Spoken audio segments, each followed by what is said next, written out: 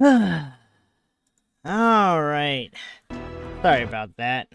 The noise didn't come through because I forgot to put it on desktop audio. But hello everyone, it's time for some Call of Juarez Gunslinger.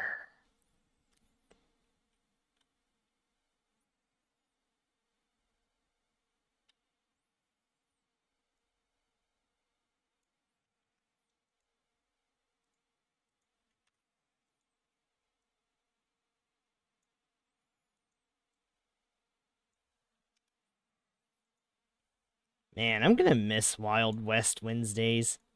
This is probably my best naming scheme and probably my favorite series of games so far.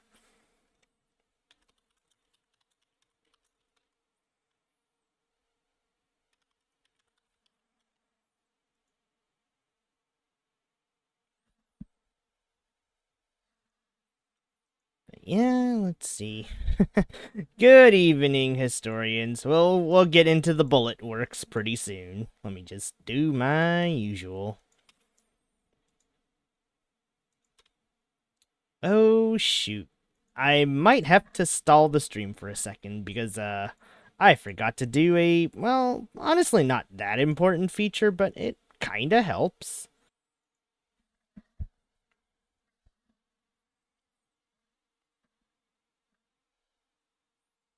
Man, okay, and we're back.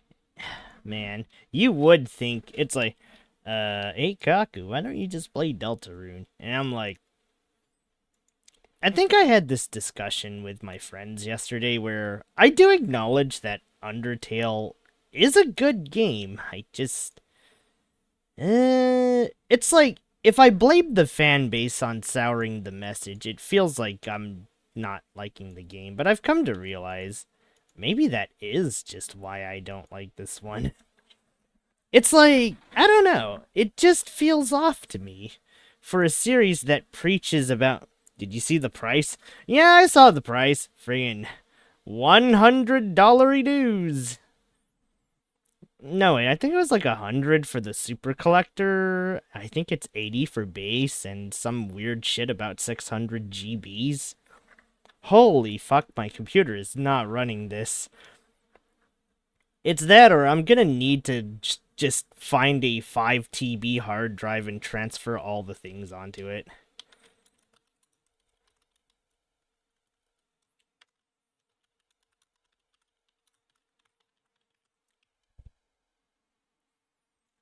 But yeah, no, these prices are some kind of ass. That's for sure.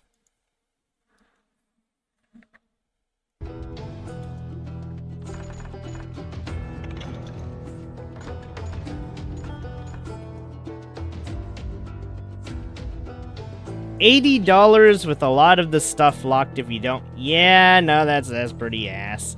Apparently, that's just the campaign. So apparently the campaign's gonna be a big feature.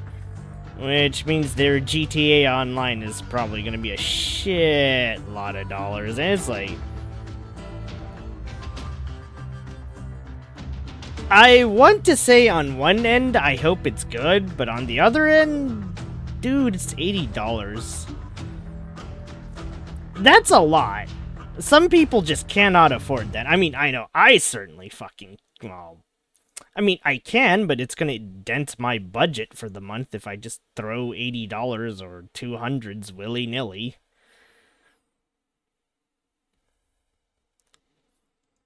But, yeah. But, that being said, I guess back to my original thing. Oh, although this kind of ties in with GTA too. I don't know why. I looked down on GTA before because of the fans. I didn't want to give it a fair shot. I thought all these high plot games were better than playing some dumb crime sim that's, you know, a dumb crime sim. But, you know what? You know what? I was completely wrong. The old GTAs had a lot of soul in them and a lot of dumb fun.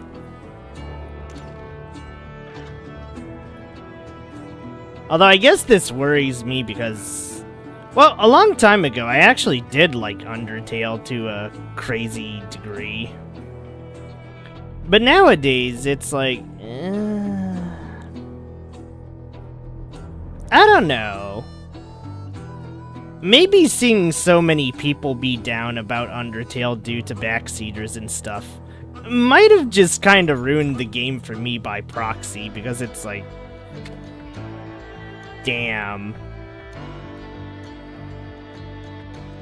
So now I'm just reticent on playing Deltarune, because it's like, if it's another Toby Fox game about morality, I think I've had enough. Just be honest. Just let us do a genocide, whatever run, without all this preaching. Just be real. Just be for real. You're preaching a message about peace with a fan base that wants to rabidly tear apart everyone that doesn't agree. I think I start losing interest at that point, but it's like, on one hand I shouldn't look at the fan base, but they're everywhere. I can't avoid them. It's just that simple. But, well, who knows when we'll cross that Deltarune road. Maybe if my friend at work raves about how good it is enough, I'll consider the idea. But for now, with how much my feelings on Undertale have gone down the drain, it's like, do I really want to play Deltarune? I don't even like this stuff. Or, I don't like it as much as I used to. Like, damn. Have I just gone morally bankrupt at this point? I don't know, actually. It's a terrifying thought. Because it's like, I used to be all about the Yakuza life, and, or rather, not the Yakuza life, but the games. But I think somewhere along the way, I might have just lost my spirit for this stuff.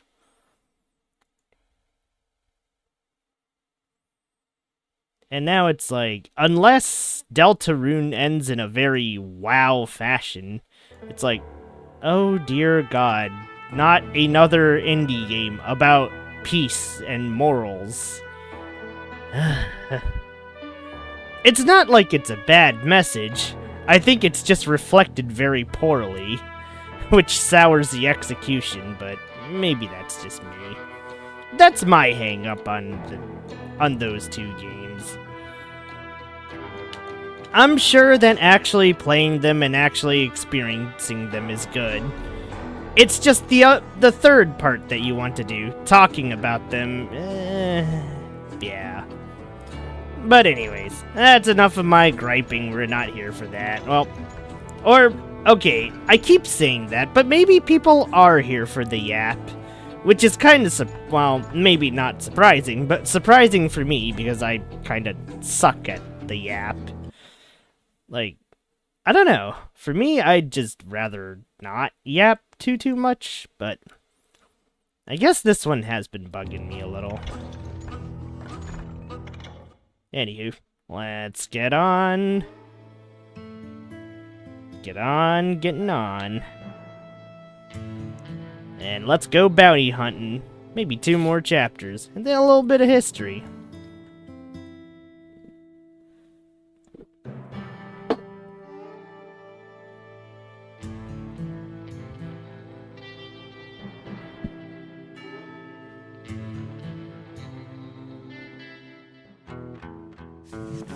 I knew I needed resources if I was going to track down Roscoe Bob Bryant. And hunting Plumber looked like a good way to get rich quick. As the local vigilantes exposed him as the leader of the bandits, and put a generous price on his head.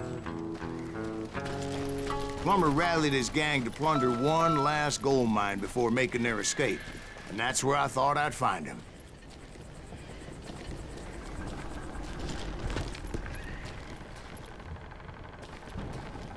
It makes me nervous standing so close to all these goddamn barrels of gunpowder. Why would you be nervous?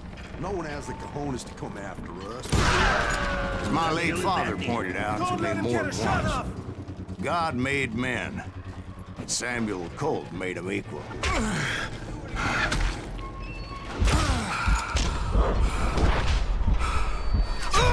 Oh dear. Okay, the gun barrel explosion was probably a great idea, but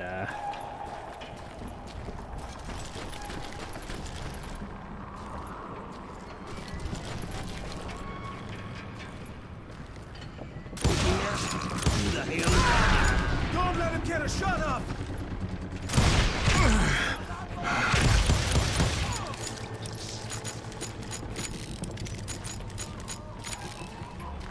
yippee-ki-yay!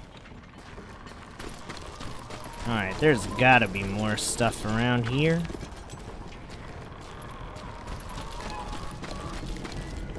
I knew that dynamite wasn't mine, so I decided the polite thing would be to return it.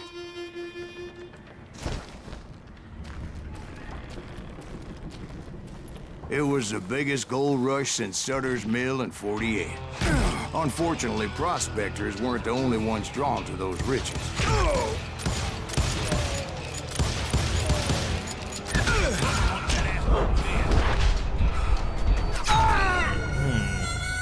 Darn! I hate that I might have to use the rifle here.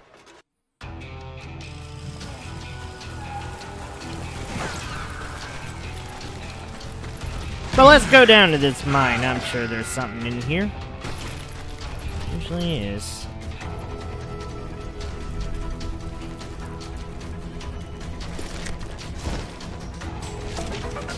Well, ain't that something?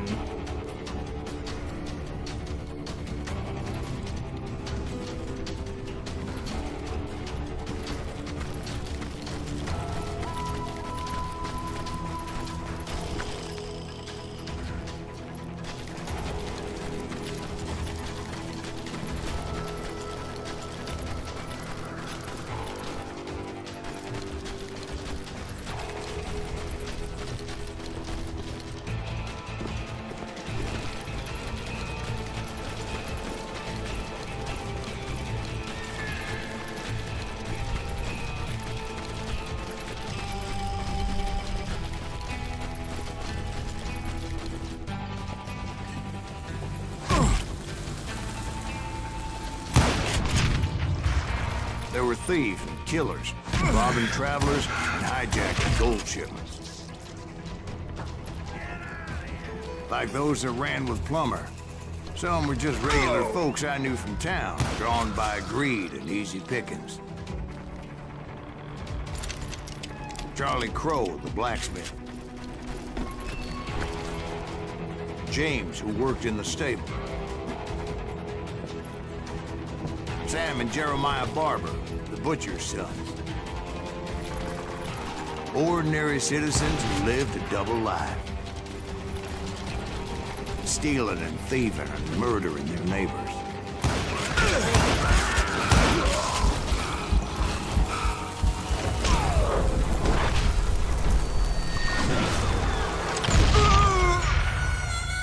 Oh dear.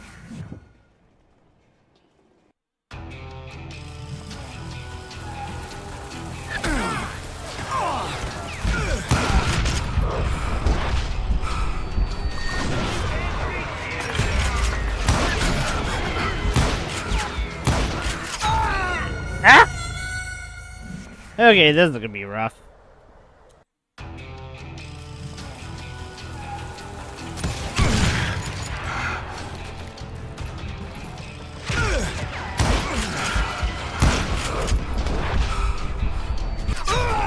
Hey, yeah. This is a mess.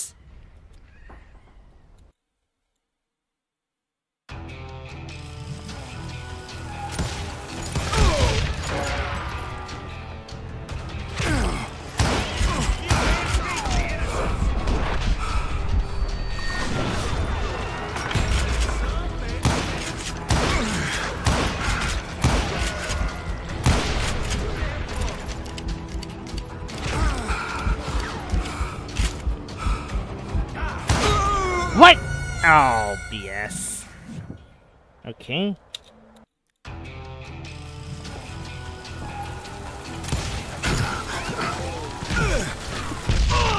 Ah!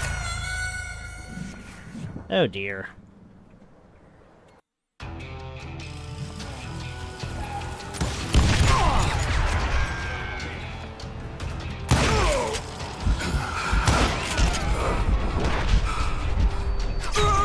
No! Damn it.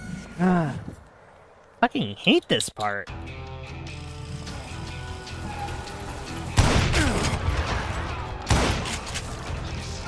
There were thieves and killers, robbing travelers and hijacking gold shippers. Damn it.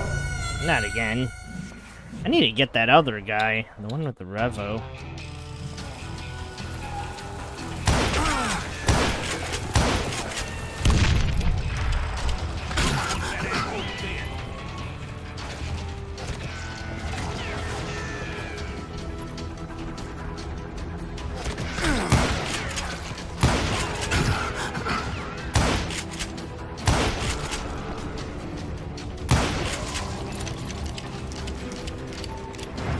Like those that ran with Plummer.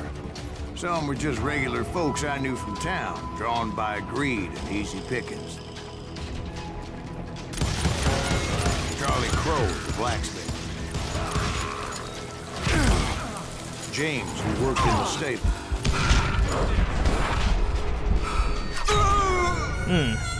Or maybe I should just use the rifle.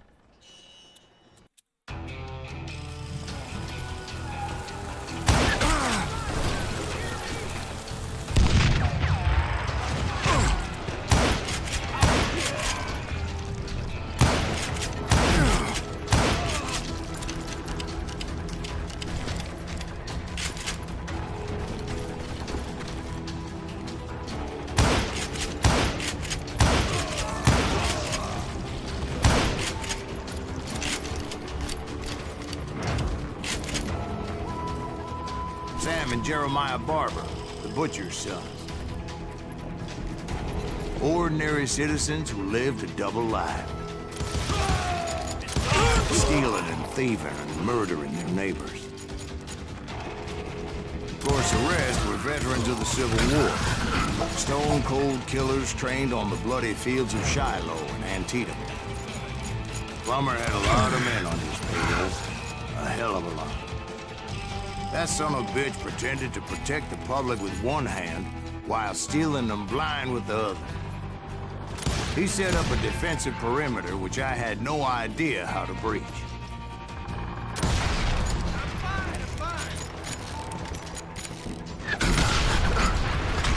Put that moron out of his business. That was too damn close.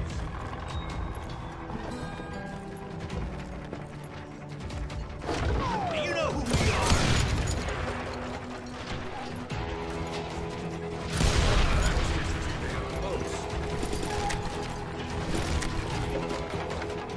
You can't beat the innocents. Dangerous, desperate individuals. I was outnumbered and in way over my head, but I was too damn stubborn and stupid to realize it. They must have thought I was tough. Or had some kind of death wish. Seeing as there were barrels of gunpowder everywhere. One stray bullet, one stray spark, and I'd be blown to hell and gone. Did I have any second thoughts about what I was doing? No. I thought I was some kind of hero.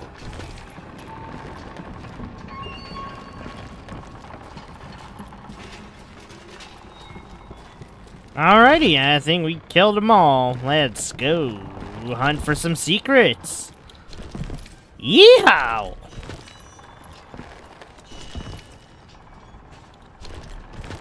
Well, I might not be the only VTuber playing Airstrike Delta Force anymore, but I definitely sure am the only one who's played Call of Juarez, and I'm definitely the only one who's played Gun.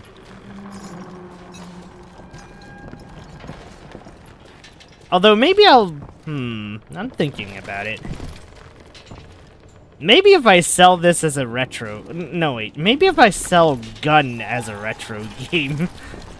I might get a certain person to play it. That'd be nice. At least I think that'd be nice.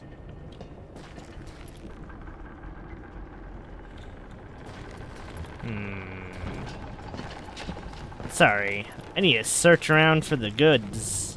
But I might just need to get the handy-dandy map out of this one.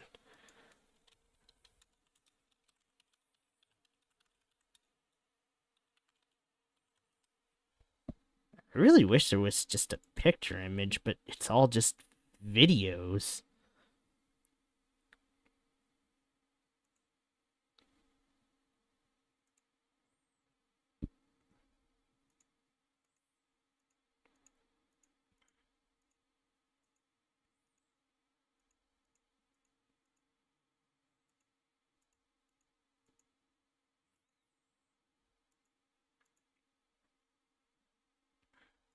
Damn, I need that thing that lets me know where the nuggets are.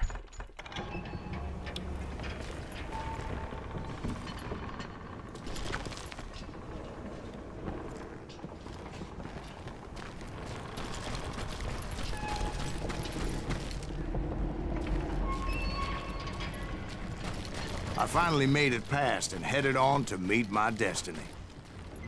But first, I had something I needed to figure out. I had a few ideas on how to get into that mine, but once I made my decision, I knew there was no turning back. So my first thought was to enter the nearest mine portal. I saw an entrance. Made sense. Silas, what the fuck? It was the quickest way in, but that also made it more dangerous, as there would undoubtedly be enemy pickets posted along the way.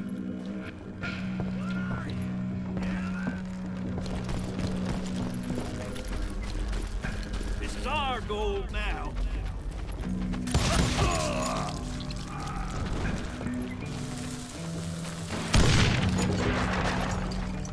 Put some holes in them! Besides, once you enter a mine like that, it's easy to get all turned around.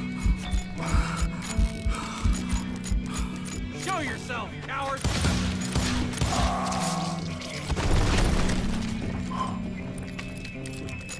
God, I just love the way he blows the guns. Because I've been doing that, sort of. And that confusing maze of corridors wouldn't even be the worst of it.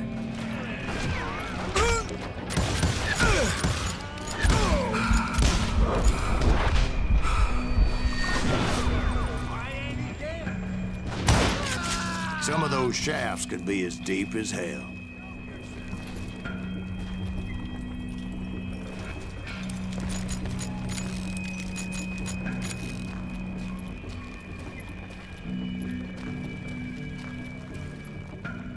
That's it for you!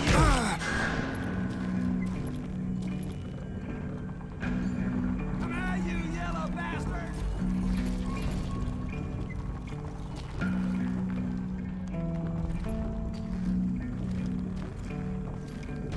That's it!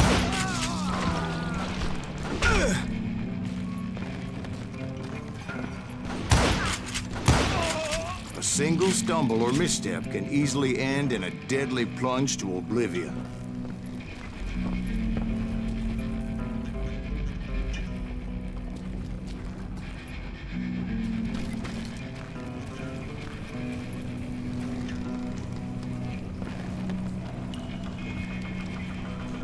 I'll flank you!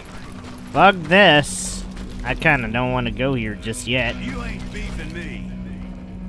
I need the treasure, you see.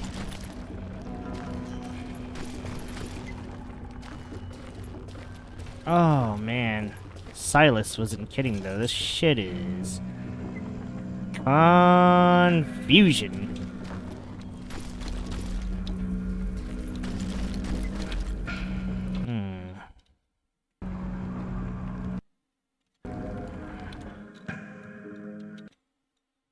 Let's just pray this game don't jam on me, because I need the goods.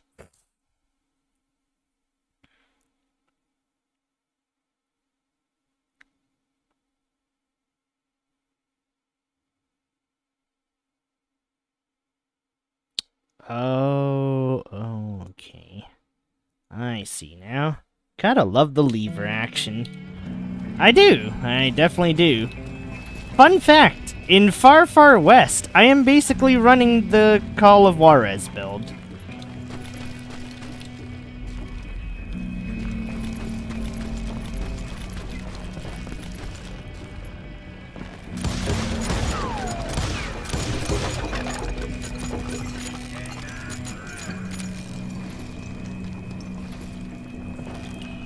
I will drop you down a mine shaft.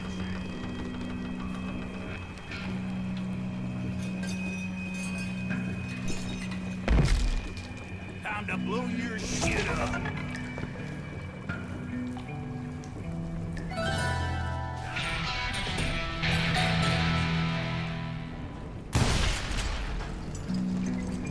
You must be about out of bullets. I don't know, sir. I got a pretty healthy amount. I do not deserve to die like this.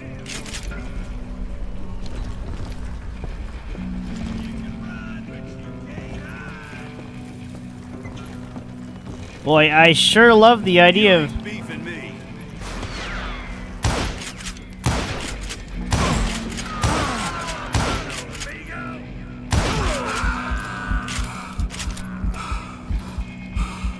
Quick reflexes often make up for a lack of common sense.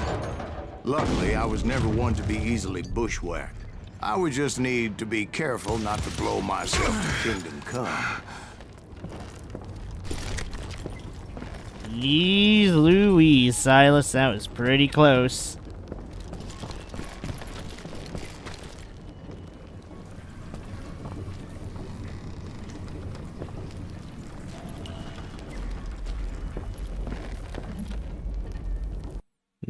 Where's this third one?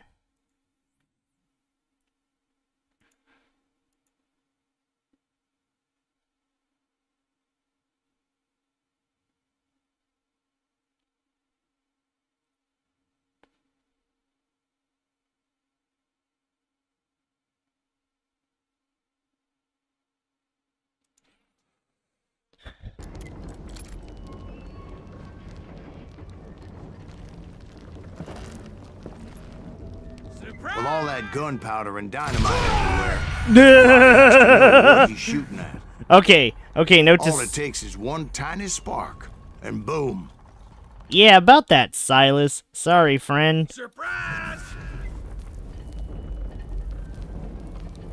You ain't beefing me.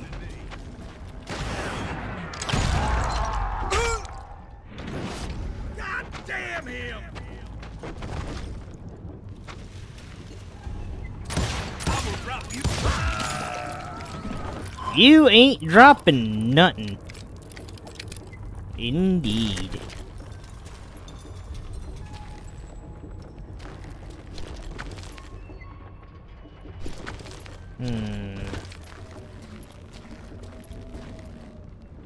That's a sawed-off shotgun. That's not what I wanted. Sorry if it's taking a bit of time. I just need the items.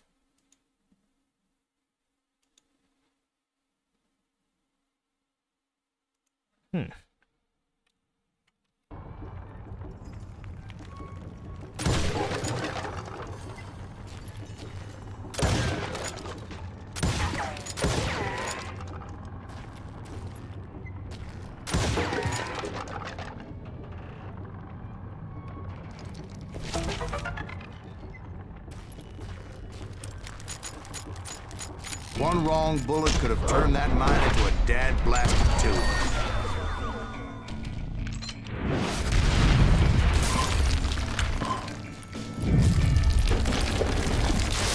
I freely admit that my plan of attack was not just moronic, but clearly insane. Yeah, no, this is clearly insane. Alright, sorry. One more little secret. Okay, the last secret's some weird cowboy hat. Let's get the hell out of Dodge.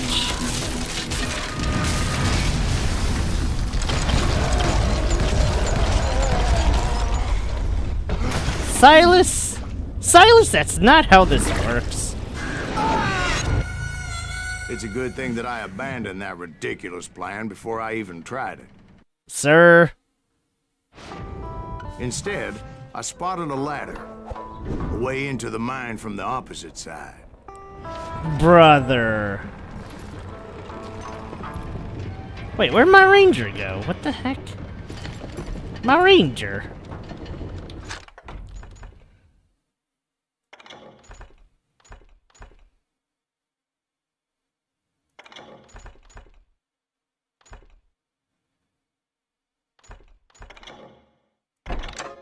Damn, we're gonna need at least 3 more levels. It was a long way around, but that approach seemed more sensible at the time. Of course, being I had a problem with heights, that scaffolding scared the bejesus out of me. Yeah, no, I can't blame him. This early-ass mine shaft system would scare the behemoths out of me, too. Because even though I had a younger man's reflexes, no man can dodge a damn bullet while climbing down a rickety ladder.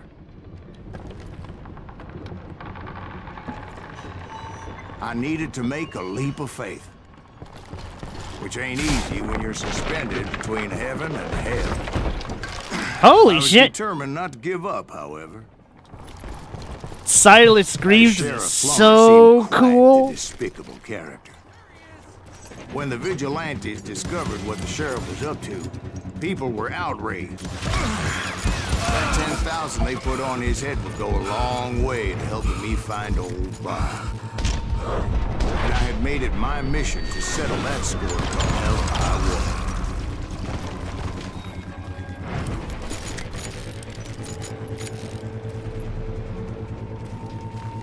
But first, I would have to make a choice. Take the elevator or climb the ladder.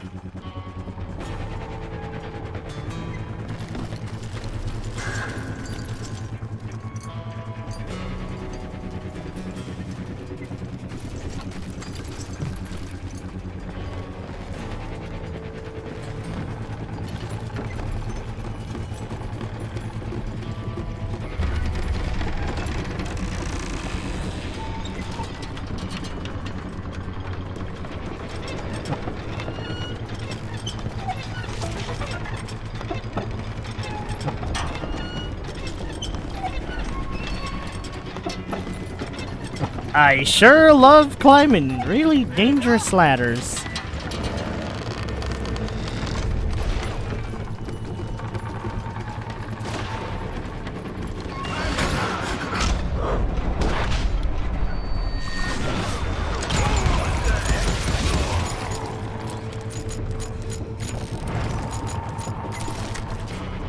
I'm Silas Greaves, baby.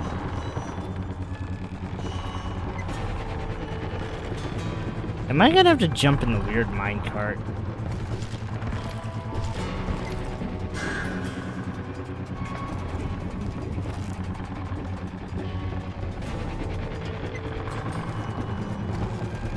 Okay, I guess I can't quite. Oh.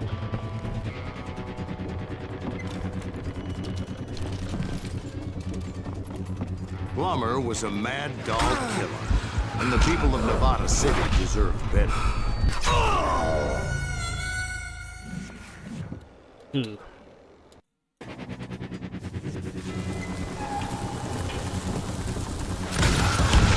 Right, well, he was the sheriff of both places at one time or another, but that's neither here nor there.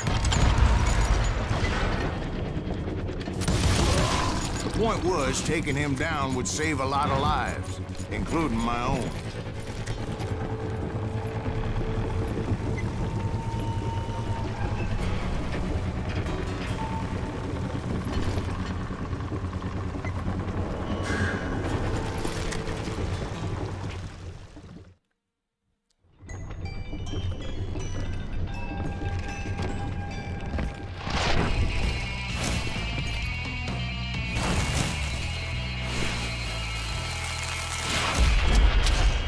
Henry Plummer. I love this comic style. Why is this so good? This is gonna hurt. Well, this day is just getting worse and worse for you, ain't it? Henry Plummer was clearly unhinged, and I could see right away that this was gonna take some doing. Why not just give up and die? Oh dear. Okay, so he's a boss fight. Oh fuck.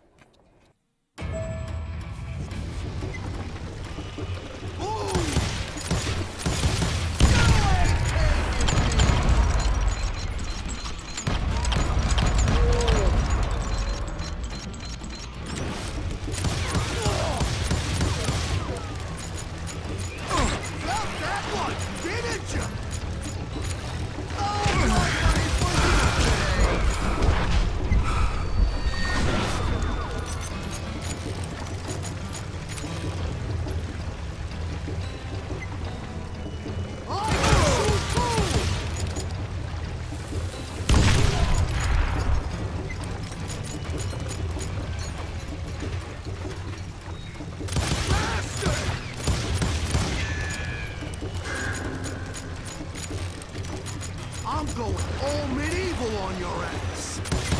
They're gonna bury you in a million of these deaths. I need some help here. Come on, boys. Take this cocksucker out.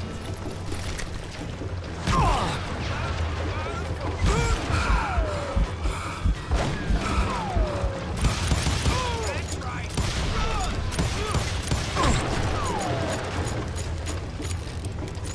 Shoot him!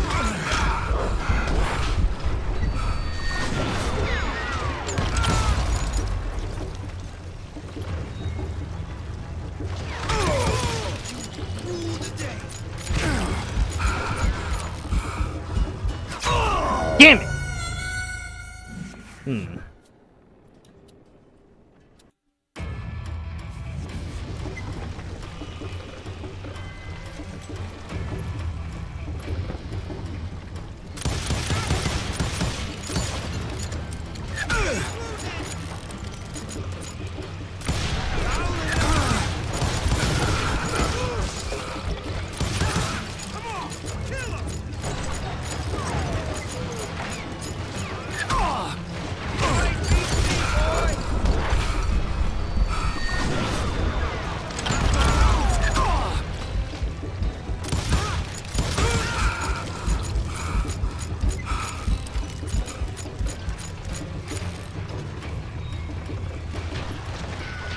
You can shoot, but can you aim?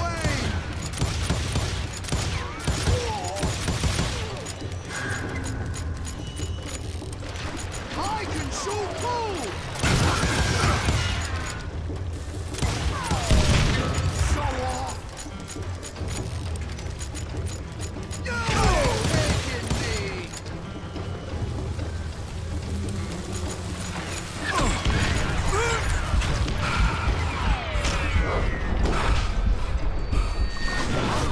All medieval on your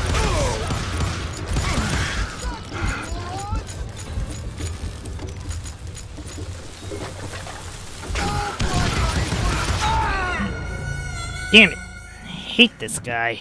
Well, at least we're at the last 50%. Jeez, these boss fights are messy. They're gonna bury you in a million pieces! You are really chapping my ass! I can shoot too! What incarnation dustpan to pick you up? You ain't taking me! Why don't you just join the circus? I'm going all medieval on your ass.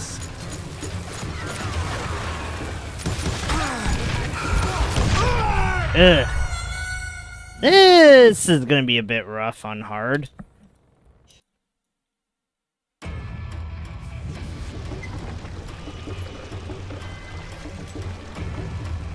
That's this, you son of a bitch! No blood from you today! They're gonna bury you in a million pieces! Here's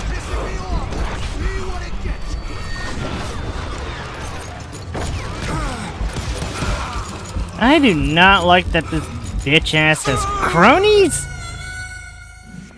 Why do all these assholes always have fucking cronies?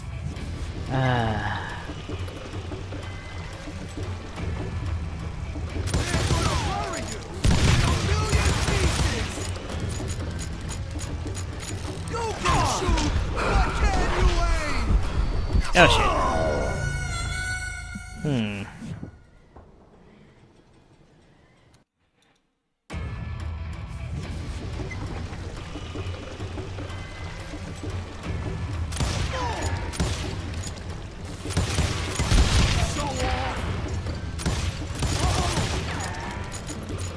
I do not deserve to die like this.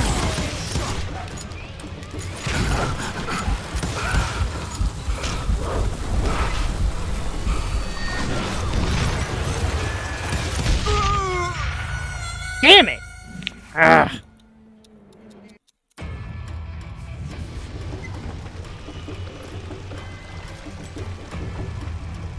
Take this, you son of a bitch!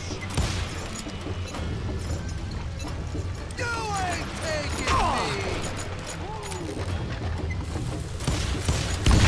So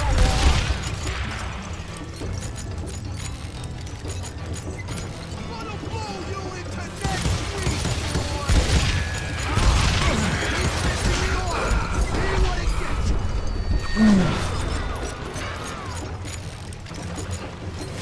Who said you could throw dynamite? You killed it, or I killed you. What do you think you're doing? This cocksucker is smarter than he looks.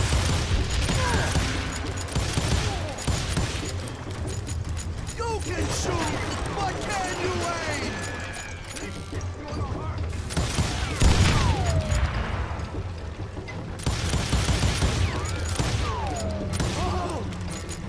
Time to blow your shit up. Faster! How you like that?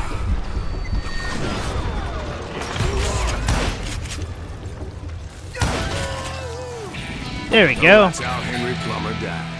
Him and his crew were worth their weight in gold.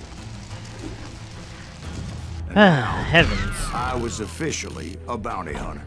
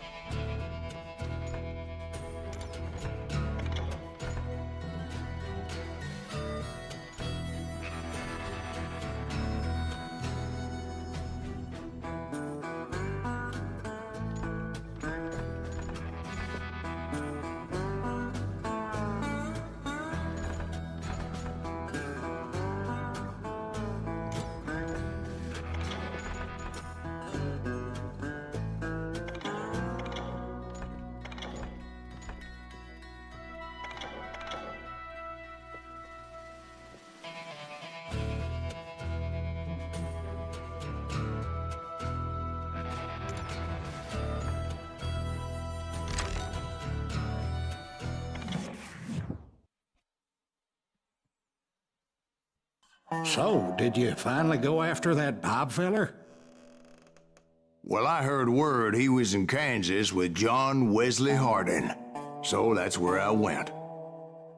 Where in Kansas? Abilene. Why do you ask, Ben? No reason. Was Hardin as fast as Ringo? Ringo was fast, but John Wesley was as fast as the devil himself.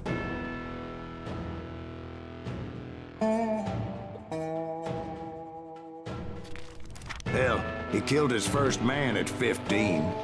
From that day forward, he had a price on his head and wouldn't back down for nobody, not even Wild Bill Hickok himself.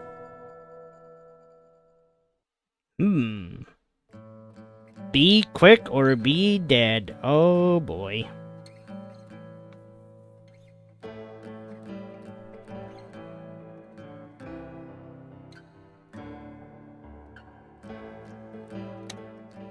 Alright, well. I dodged death many a time, and that night in Abilene was no different.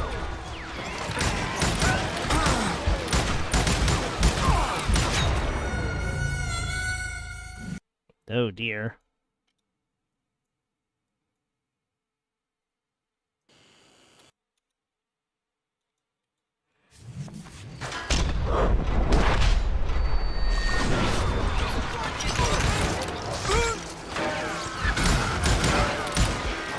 I was there with the intention of finding that bastard Bob and collecting the bounty on John Wesley.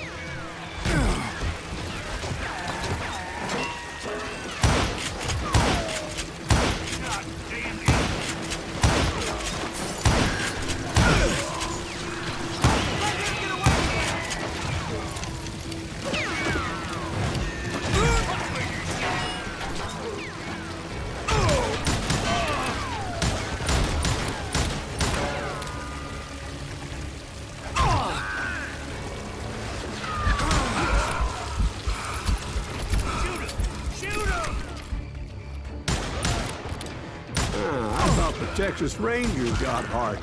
Yeah, that's what they want you to believe. You're done.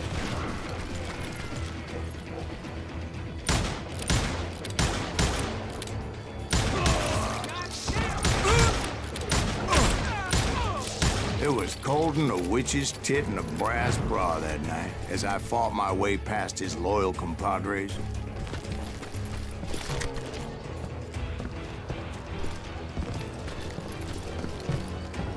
To the very same saloon we're sitting in today. Silas, you sure this ain't some weird-ass tall tale? Oh, it kinda is. Some blue, glowing fire mayflies and a nice bottle of hooch. Okay, there's something here. Or not? Huh. Very strange.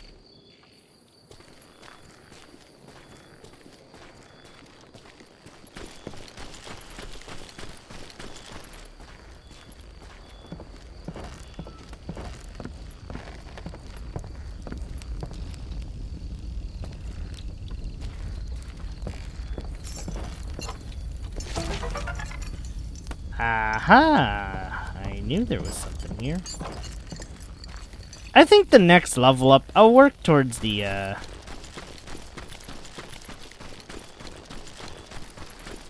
rifles. Because I am mighty curious as to where any of these are. Because I am a kleptomaniac who wants the facts. The really, really strange facts.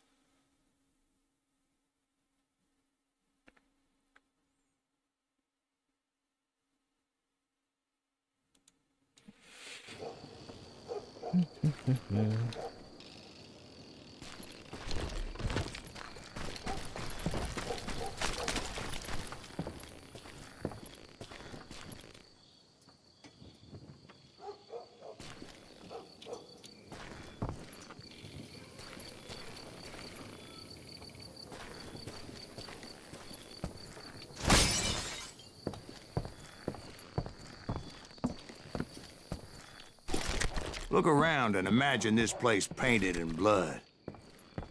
Hardin was waiting for me, and...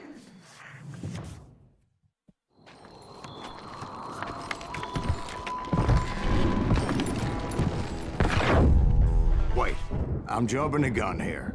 Let me back up and give you some background on this sumbitch. He deserves that much. Don't you think so, Ben? John Wesley Hardin was a killer.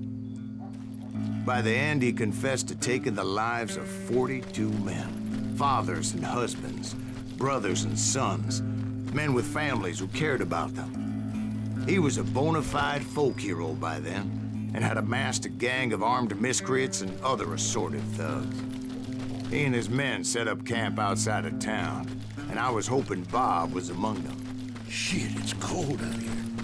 Freezing my giblets off. Ain't right we gotta stay out here keeping watch like this. Ain't nobody stupid enough to go after Hardin anyway. Better 3 hours early than a minute too late.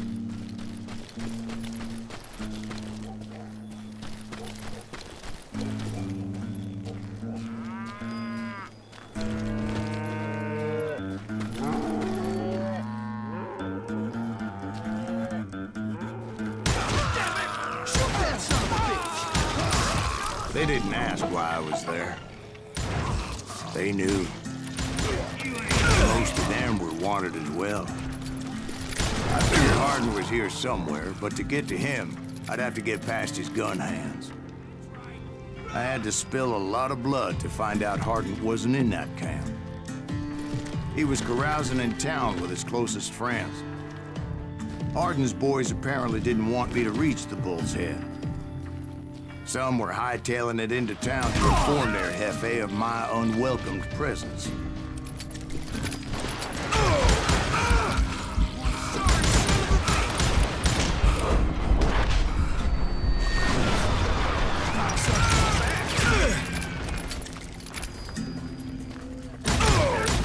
Yeah, you know you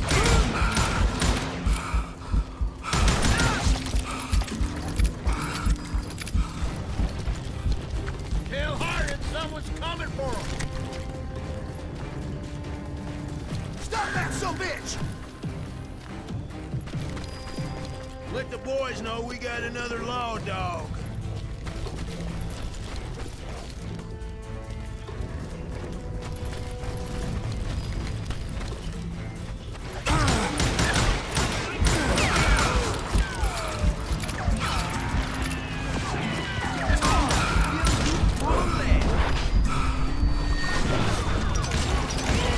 I wondered if Bob was among them.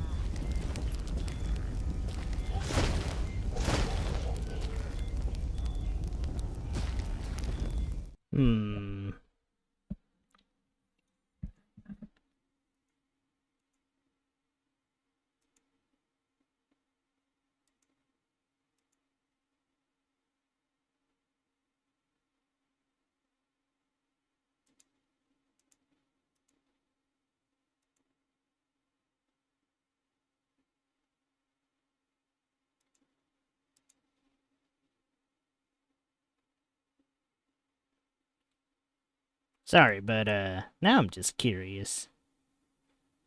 Oh, okay. Alright, you know what? We're just gonna restart this level.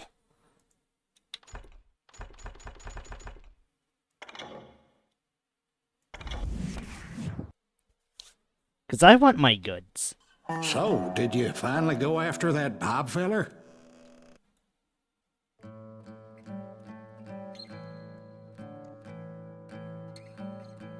I want my goods, and I'm gonna get them the one way I know how. I dodged death many a time, and that night in Abilene was no different.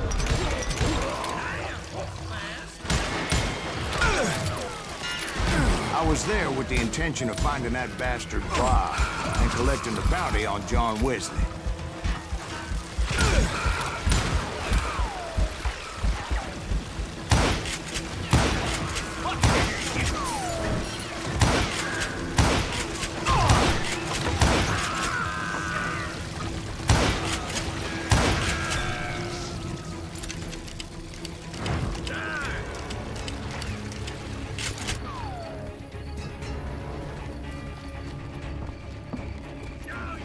I thought the Texas Rangers got Hardin. Yeah, that's what they want you to believe. It was cold and a witch's tit and a brass bra that night as I fought my way past his loyal compadres.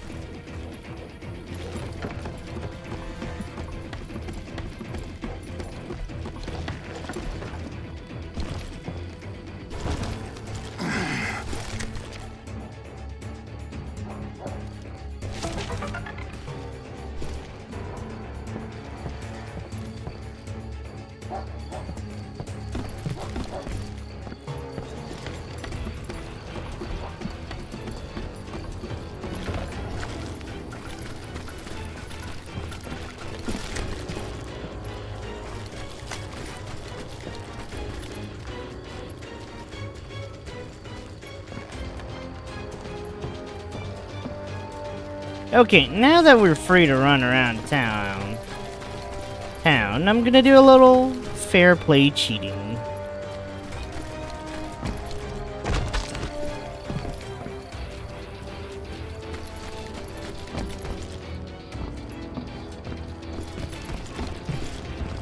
Okay, that's a lie. Let's just go find where these things are, because it's gonna bug me to something fierce.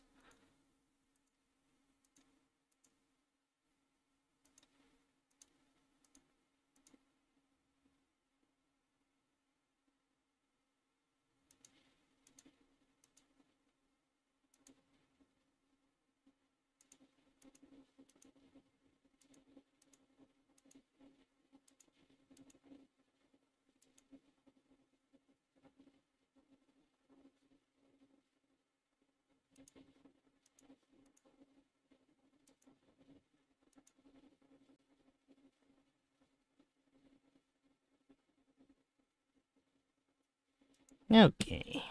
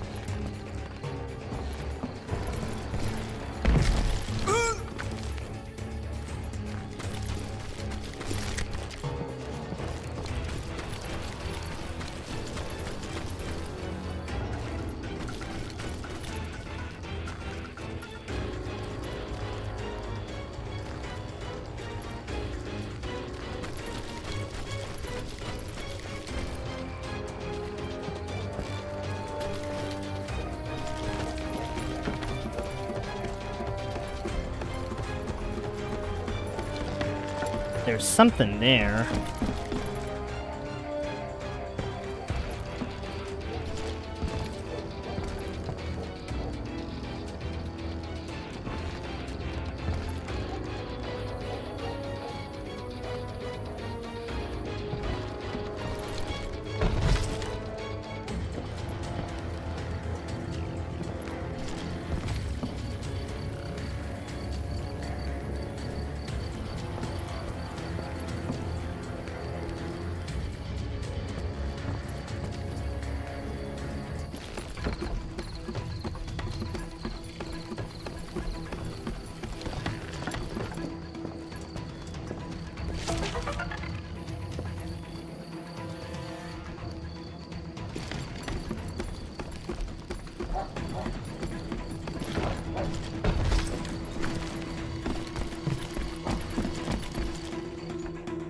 Now then, is there one more around this town?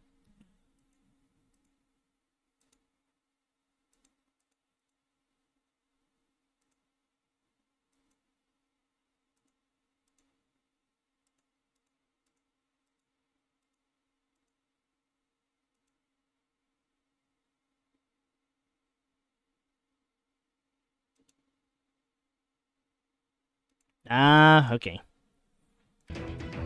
Alright, we know where the rest are. To the very same saloon we're sitting in today. Look around and imagine this place painted in blood. Hardin was waiting for me, and... Alright, you know what? We'll just let this play. Wait, I'm jumping the gun here. Let me back up and give you some background on this sumbitch. He deserves that much. Don't you think so, Ben? John Wesley Hardin was a killer. By the end, he confessed to taking the lives of 42 men. Fathers and husbands, brothers and sons, men with families who cared about them. He was a bona fide folk hero by then, and had amassed a gang of armed miscreants and other assorted thugs.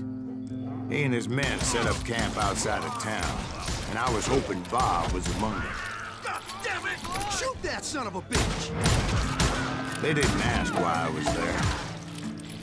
They knew. As most of them were wanted as well. I figured Hardin was here somewhere, but to get to him, I'd have to get past his gun hands. I had to spill a lot of blood to find out Hardin wasn't in that camp. He was carousing in town with his closest friends. Hardin's boys apparently didn't want me to reach the bullshit.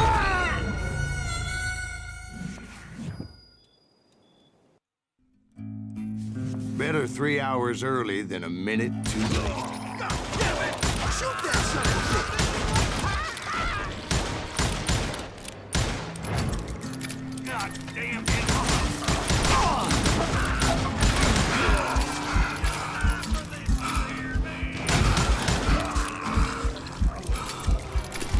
I had to spill a lot of blood to find out Hardin wasn't in that camp.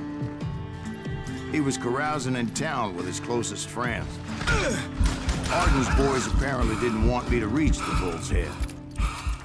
Some were hightailing it into town to inform their Hefe of my unwelcome presence.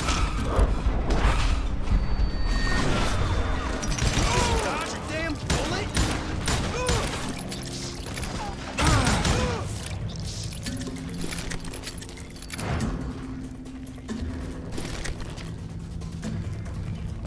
Tell Hardin someone's coming for him. Stop that son of a bitch! Let the boys know we got another law dog.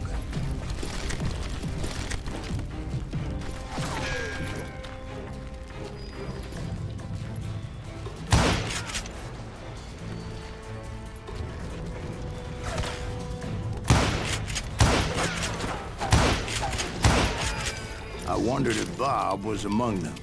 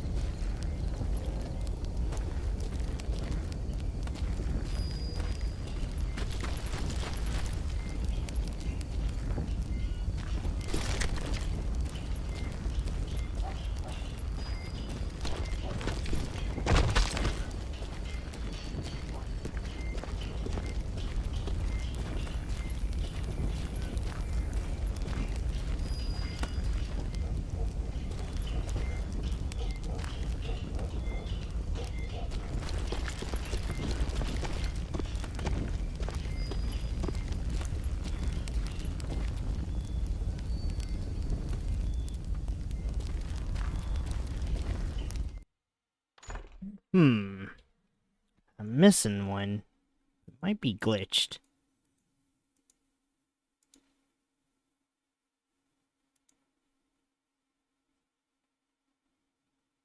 Oh no, it's more up the cliff. What the hell am I doing?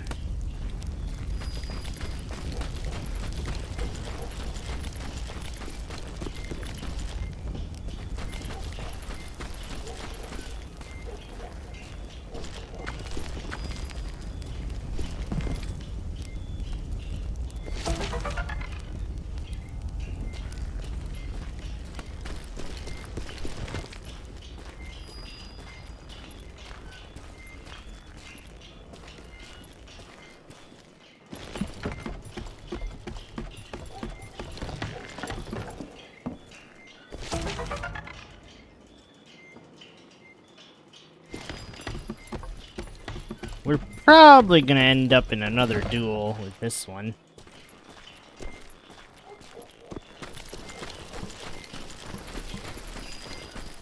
And I steeled myself for the fight ahead. For as good as I was, deep down I wondered if John Wesley wasn't just a little bit better.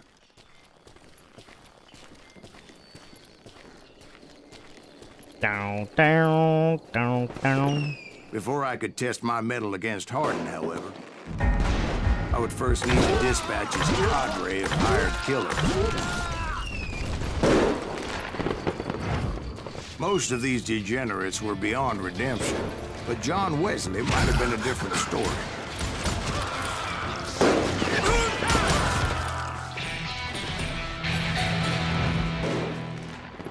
Kill him! I didn't learn until later that that night was in fact his birthday celebration.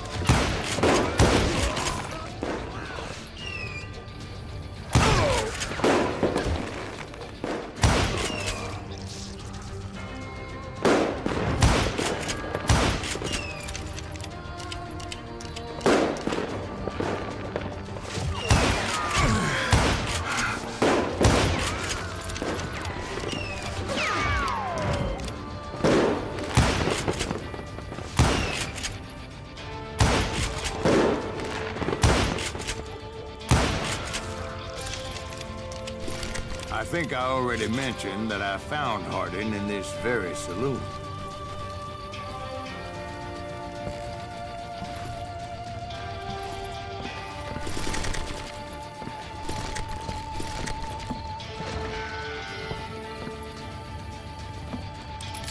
Send him to hell!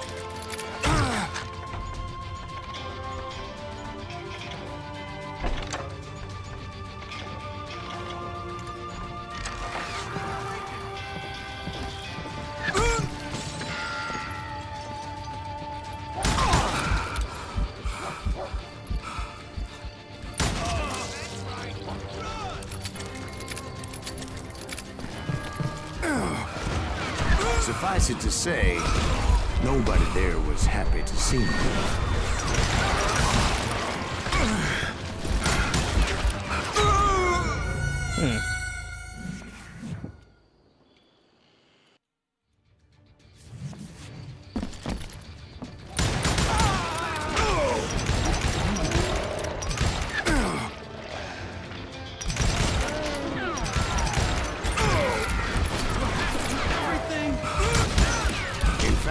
I felt a certain hostility.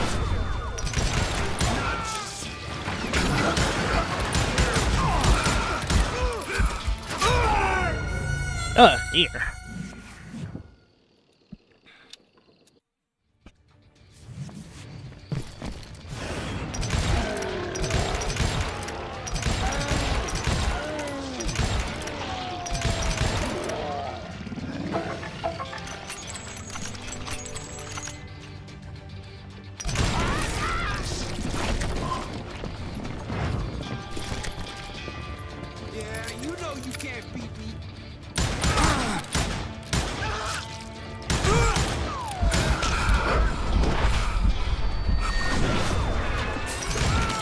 I was disappointed that neither Bob nor John Wesley were among the dead. But that was short-lived, as a moment later I was Facing down the fastest gun in the West. Oh, crap. I'm gonna screw up this duel something fierce.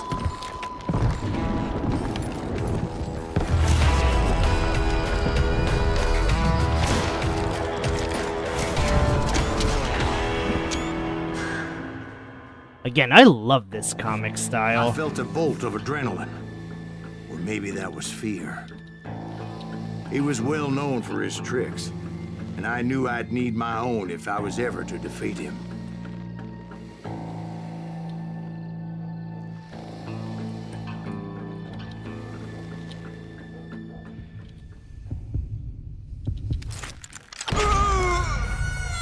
No, wait.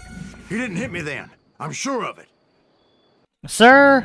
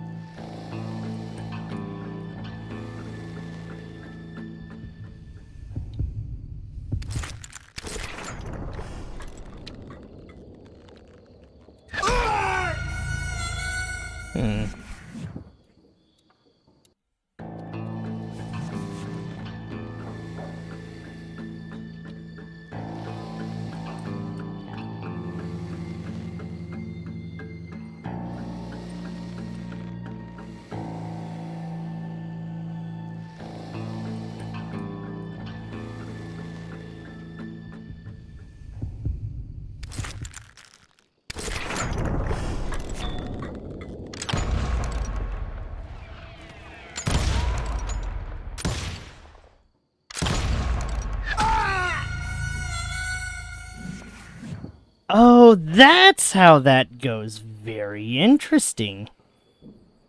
I don't think this game lets me shoot him, though.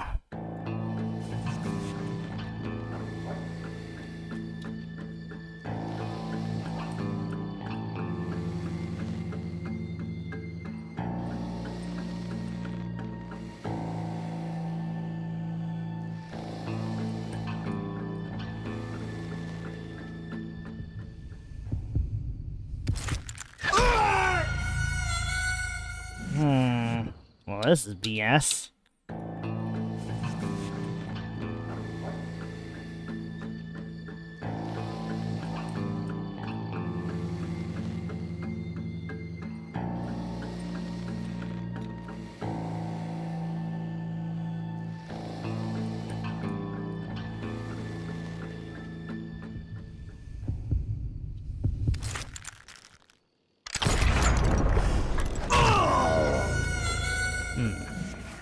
Yikes, this is gonna take a while. I felt a bolt of adrenaline. Or maybe that was fear.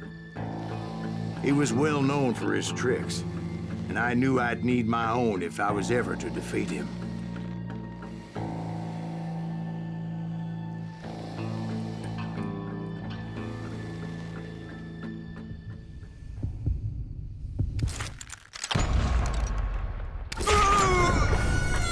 No, wait! He didn't hit me then. I'm sure of it.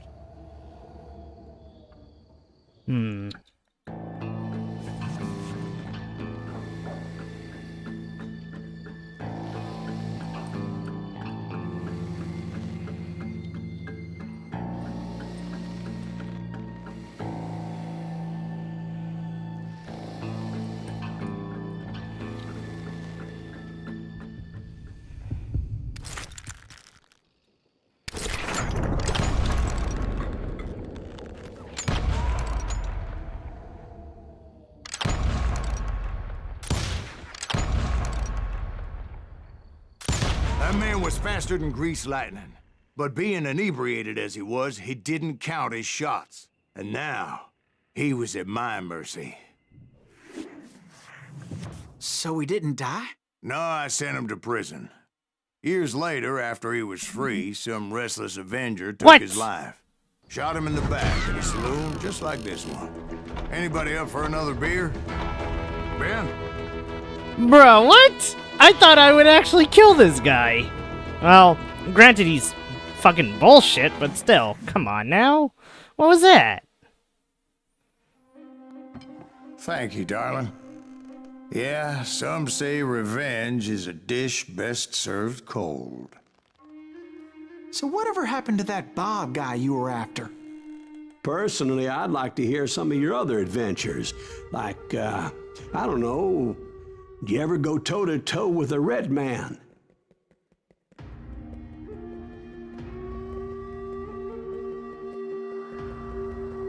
Yes, I did, Ben. I remember once I was after this renegade Apache, Grey Wolf. Strangely enough, revenge was also his primary motivation.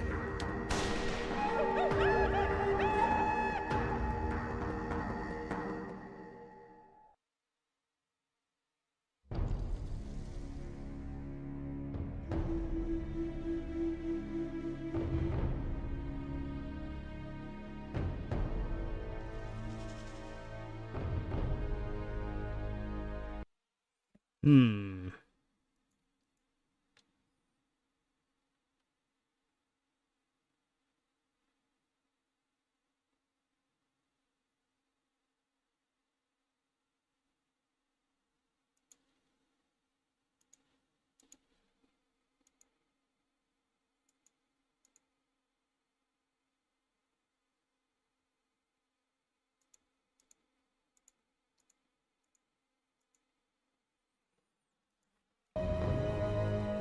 All Bounty right. was put on Grey Wolf's head, and that's how I came to hunt him in the mountains.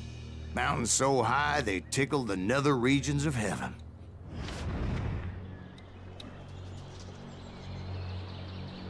Grey Wolf was a Chiricahua Apache medicine man who had led a war party in revenge for a massacre against his people.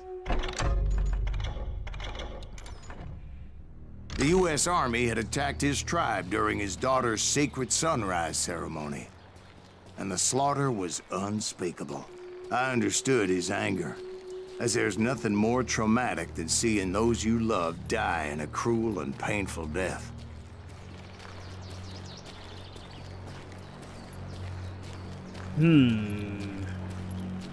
If I do it like this, that means the next part might actually be the final part. This game goes by stupidly fast.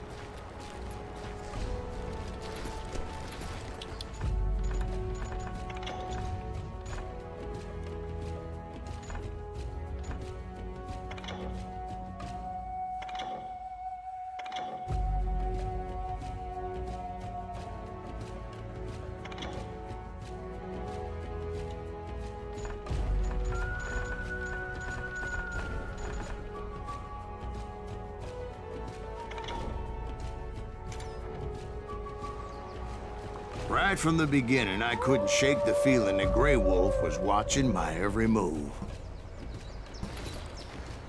What? He led a band of young Apache No! warriors who My wanted speed retribution guns. and were more than willing to die for him.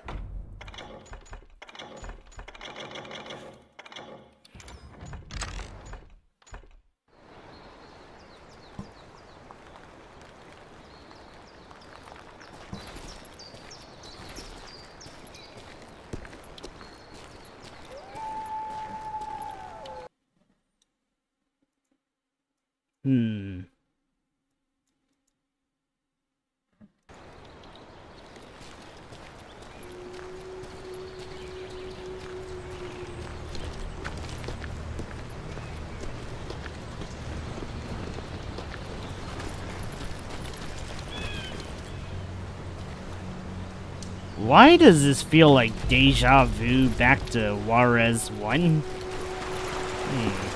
They saw me before I saw them.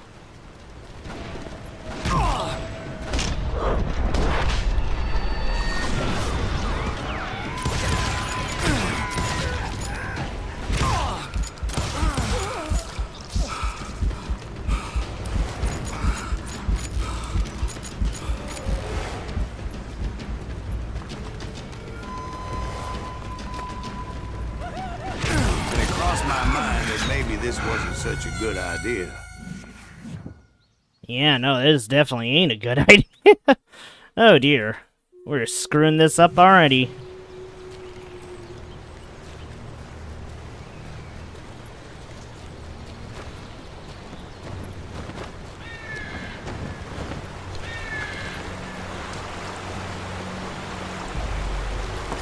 They saw me before I saw them.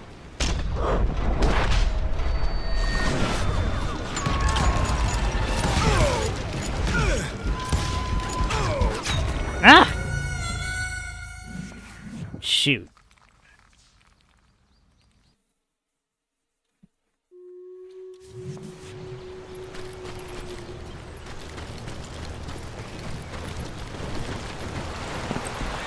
They saw me before I saw them.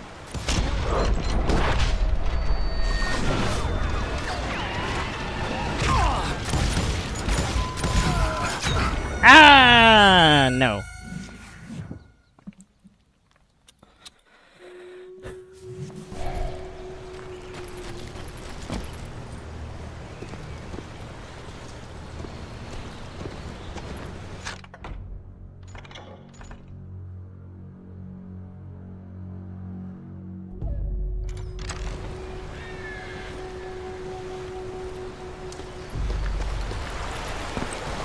They saw me before I saw them.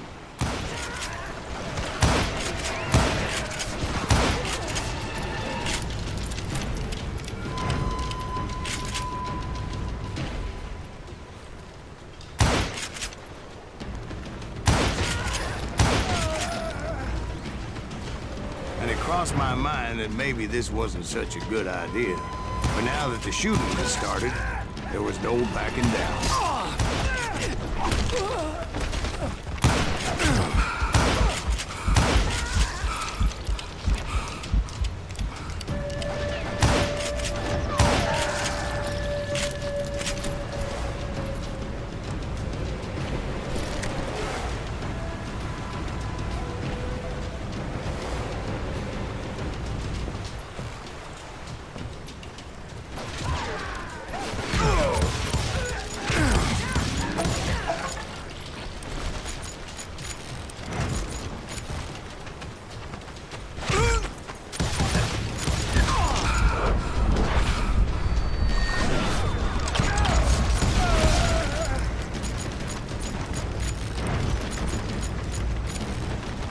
It was rugged country, the winter home of the Chiricahuas, and that's why they had retreated there.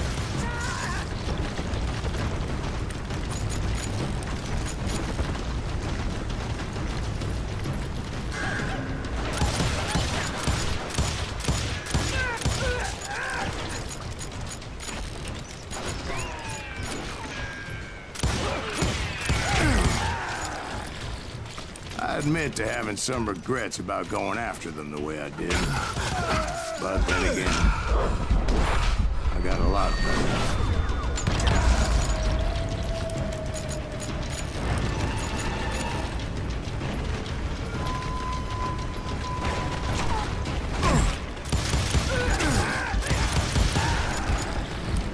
I'd say I'm already regretting this, but, well...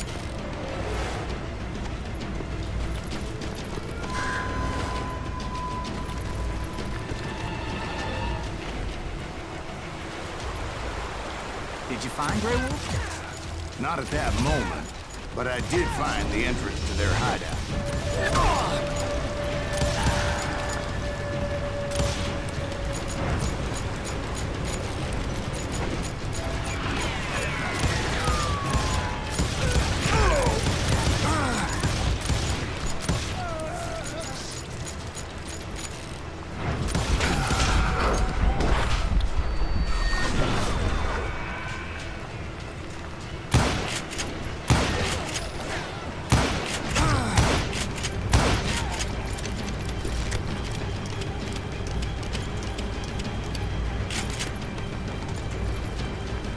Deep crevice that led to a deeper cave. Don't tell me you went in there. Yeah, but it's not out of bravery so much as pure, angry cussedness.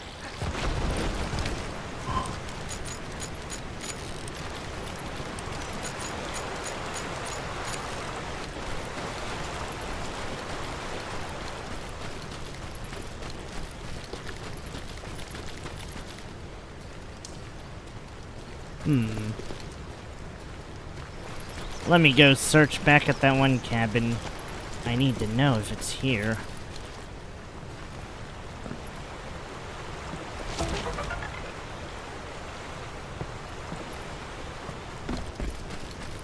I had a feeling it was, and I was right.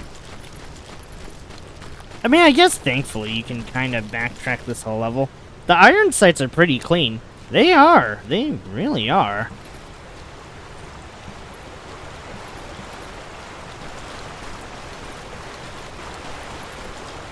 Now, dual-wield 6 guns is about as inaccurate as you'd expect these kind of things to be.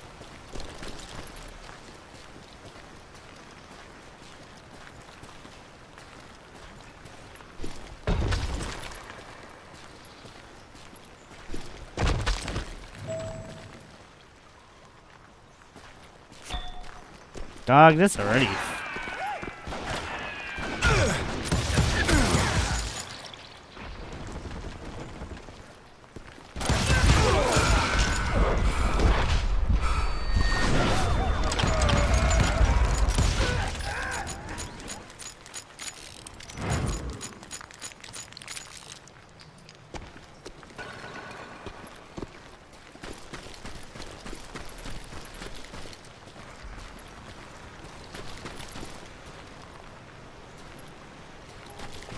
This already a horrible plan.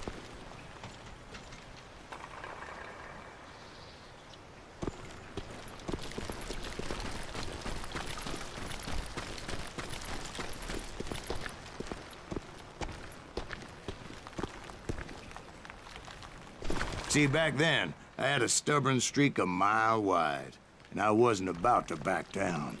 So it was like pitch black in there? Actually, it was pretty well lit, as they had torches on the walls.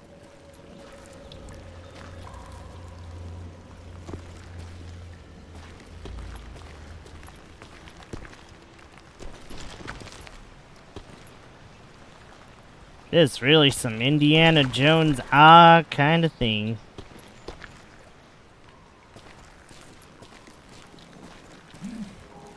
Man, what the hell is this thing?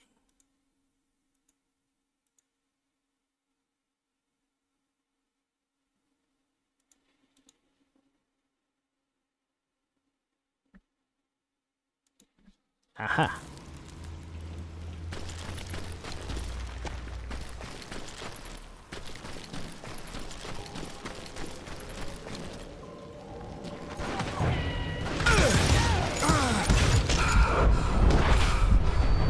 Ow! Ow! Oh, jeez. I need to just use the rifle. Clearly, I'm better at sniping with the rifles than this.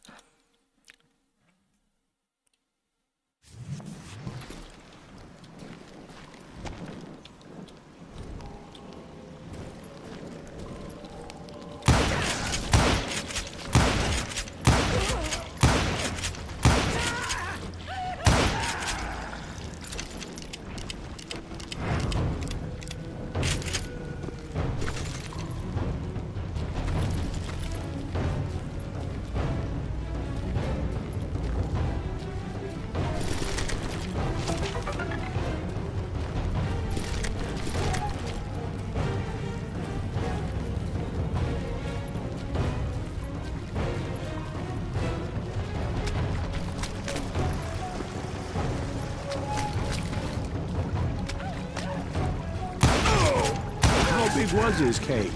Big as hell, Ben. Chiricahua had hid out there during the Indian Wars.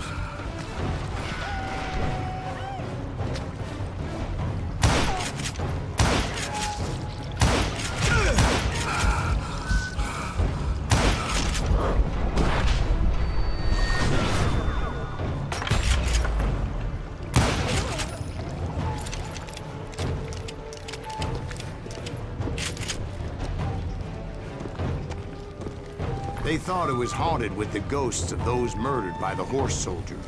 The cave was haunted with dead Indian ghosts? No, that's not how the cave works, Dwight. Unless it is, then I'd probably be pretty mortified. But that is neither here nor there.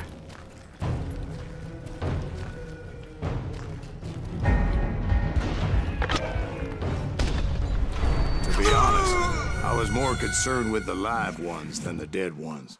Oops.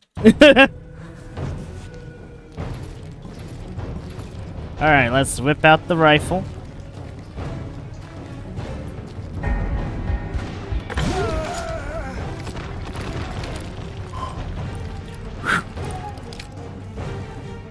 Sorry, I had to blow into the gun too. My bee.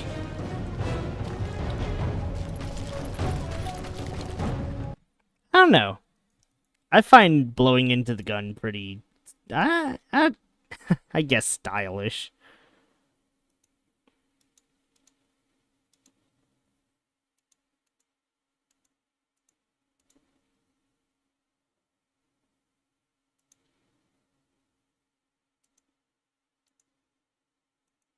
Okay, I think I know where this is going.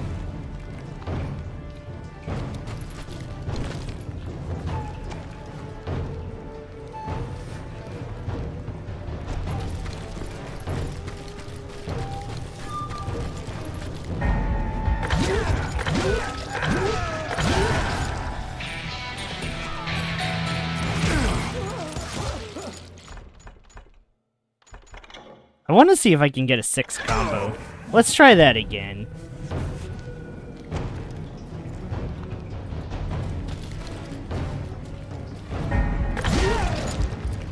To be honest, I was more concerned with the live ones than the dead ones.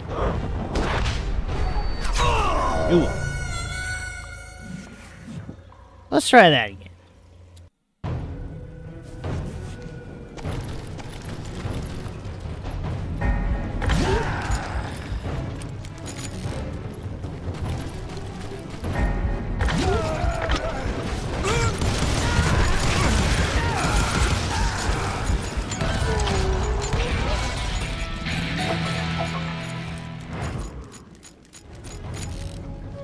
Worth.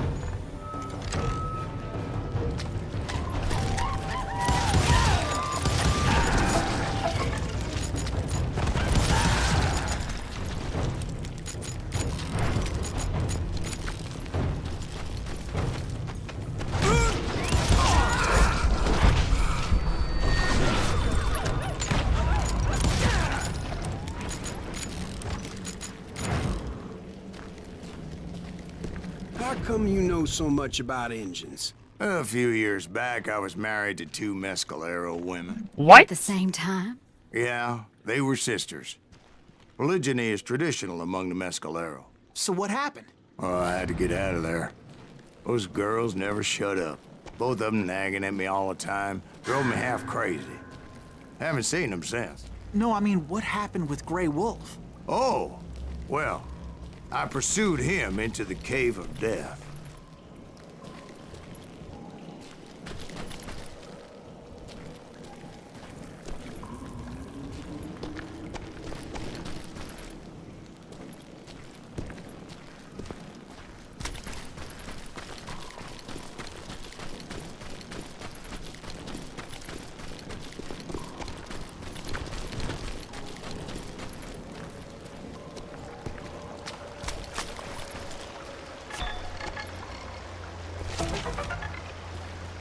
Ray McCall! Aw, yeah, we're saving that one for last. Even though that's, you know, complete BS. I came upon this flooded grotto, and that's when I saw him. He came to me unarmed and unafraid. His voice echoed in the shadows. And I sensed he meant me no harm. You carry great darkness in your heart, and if you do not release it, it will claim your soul. The sound of his voice put some kind of ancient Indian spell on me. As his story unfolded in my mind. You will come to this place again and kill many more men, and the darkness will grow until it consumes everything that you are. The soul would have no rainbow, and I had no tears. He said I was a great warrior. A coyote man, unequaled by any other pale-faced warrior. Something like that. The snakes will bite shadows of your past until a venom poisons your heart, and an echo of the song of the dead summons the spirits deep from within the mountains. I didn't quite get what he was saying, but there was definitely snakes. There was And definitely indeed, snakes. His warriors surrounded me and attacked me like hungry wolverines. They couldn't stop me, though, and Grey Wolf wasn't in the mood for idle talk.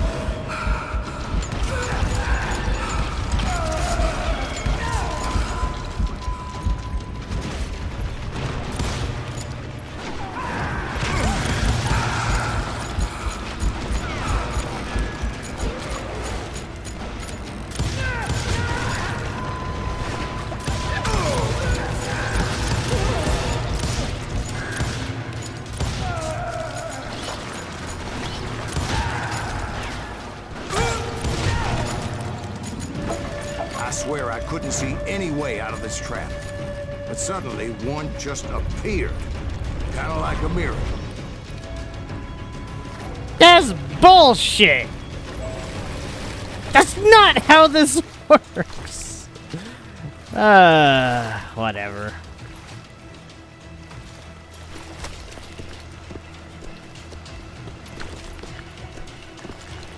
One hell of a mean combo I just did, though.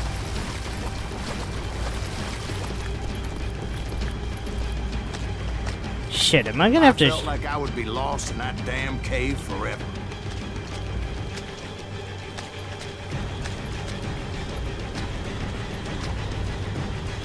Finally, I found myself back outside, perched on the edge of a precipice, overlooking a thundering whitewater river. To get where I was going required several leaps of faith, but no way in hell I was turning back.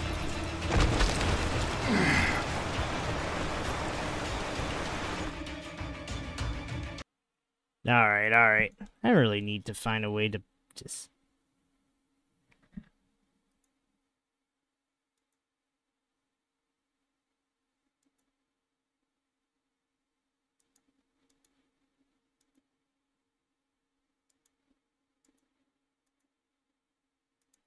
Oh.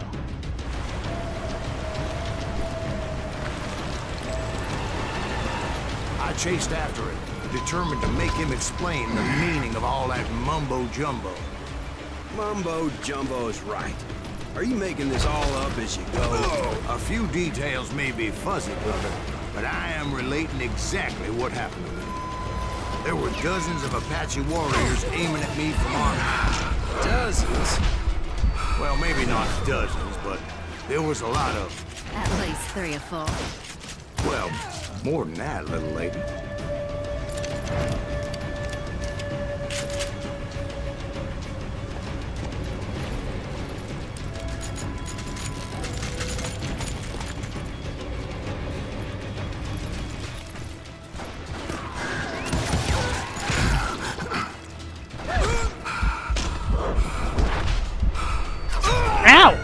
Oh dear. I really am making the wrong choices here.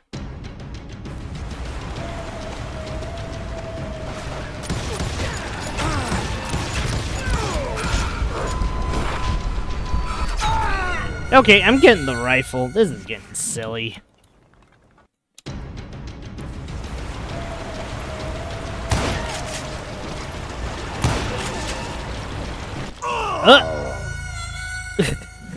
Damn it, gravity! Not like this.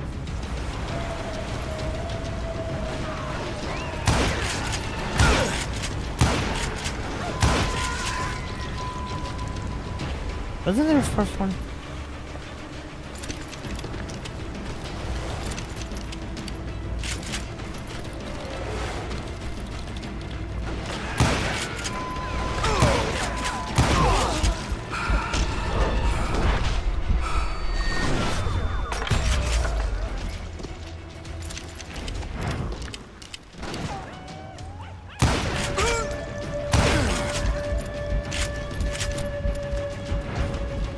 Steep climb up creek ahead of me and scrambled up those rocks like a mountain goat.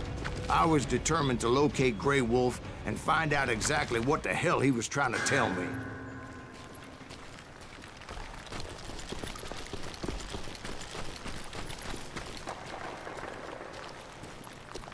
And wouldn't you know it, that crafty son of a bitch led me right into a trap.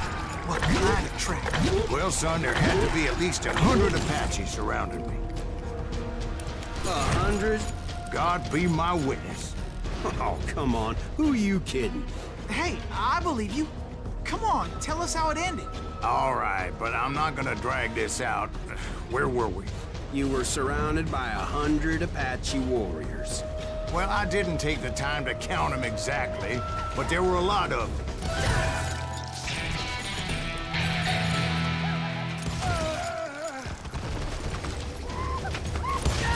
Are they just...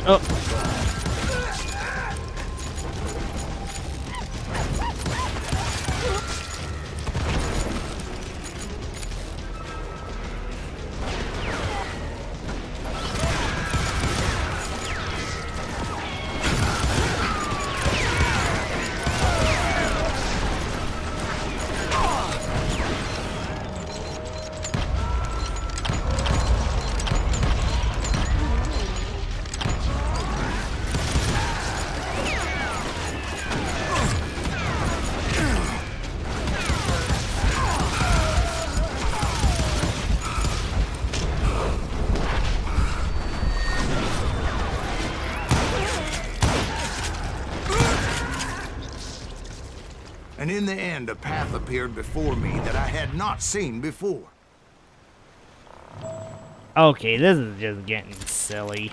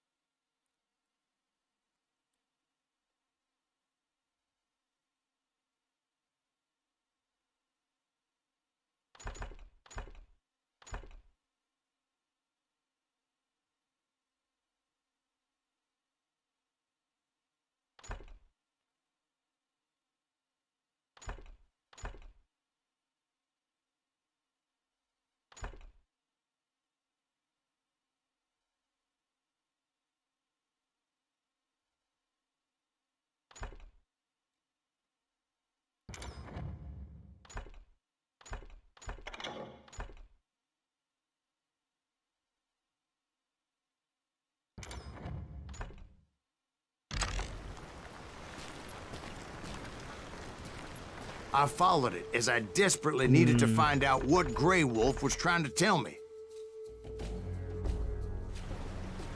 Wait, what skill did I just buy? Oh yeah, right, I brought Ray's Crusader armor.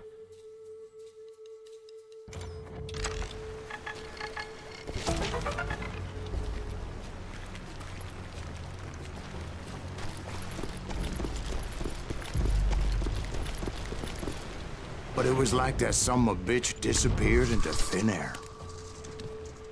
Did he act? No, that's crazy.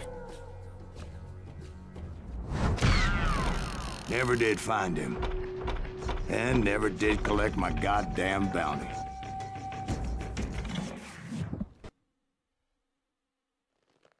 Thank you, darling. It's interesting how the truth can sometimes seem, might malleable, depending upon your point of view. Like how those dime novels make you out to be something you're not? Jack, don't be starting trouble. No, he's right. They do tend to exaggerate. Uh-huh. Did they exaggerate your part in taking down the Daltons? Well, I was there in the flesh, boy, so I saw what happened firsthand.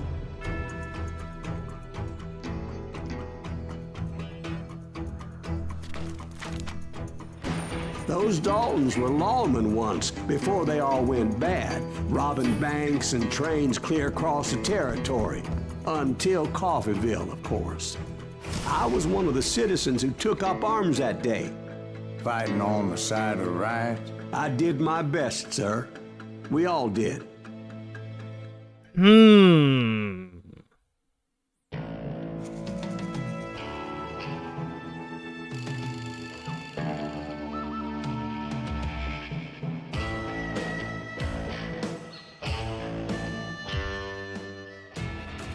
It was early morning.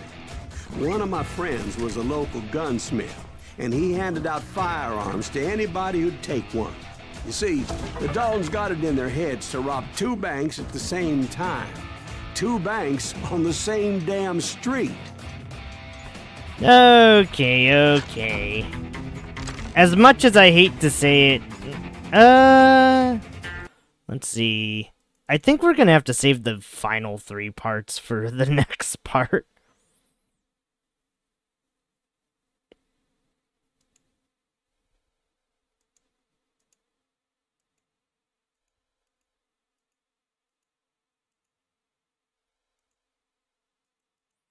But alright. Well,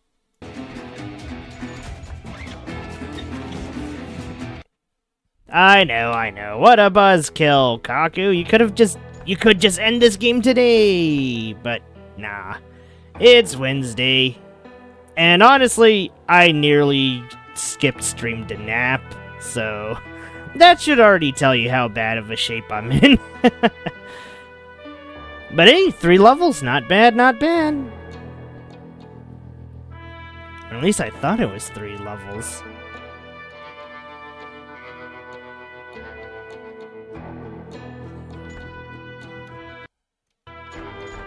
So yeah, let's go see them nuggets of truth. And next time we'll wrap this up. We'll wrap up the history lessons, and I'll probably forget I did any of this.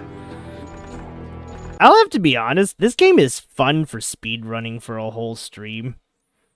Like, it's so replayable.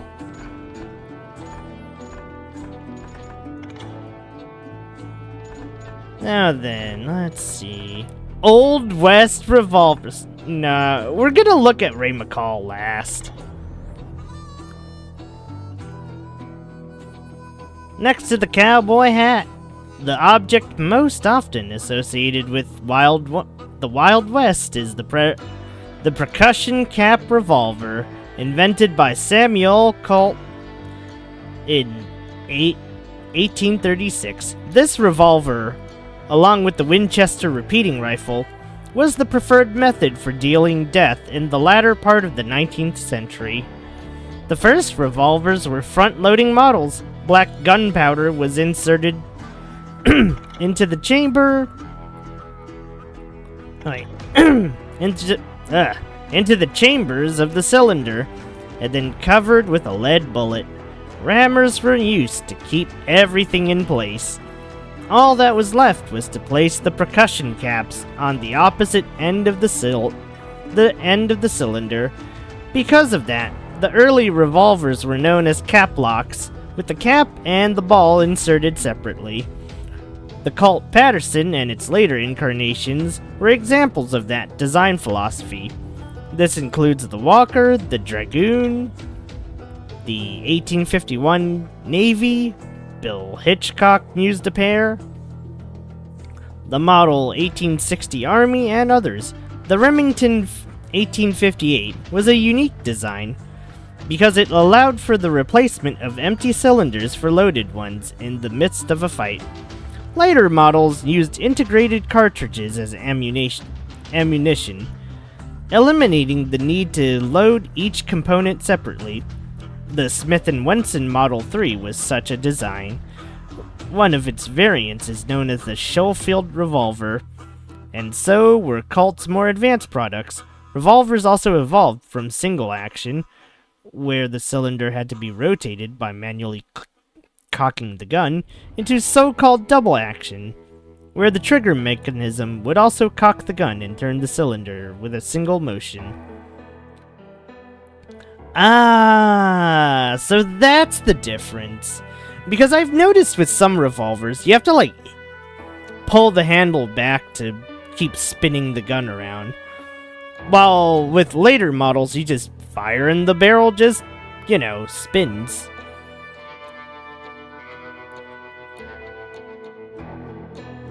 One thing remained unchanged throughout the history of the Wild West. In the hands of a skilled gunman, revolvers were deadly weapons.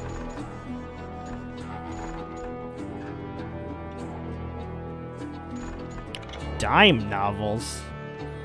The term originated with the first book in the Beadle and Adams dime novel series, Maleska, the Indian Wife of the White Hunter, by Anne S. Stephens, dated June 9, 1860.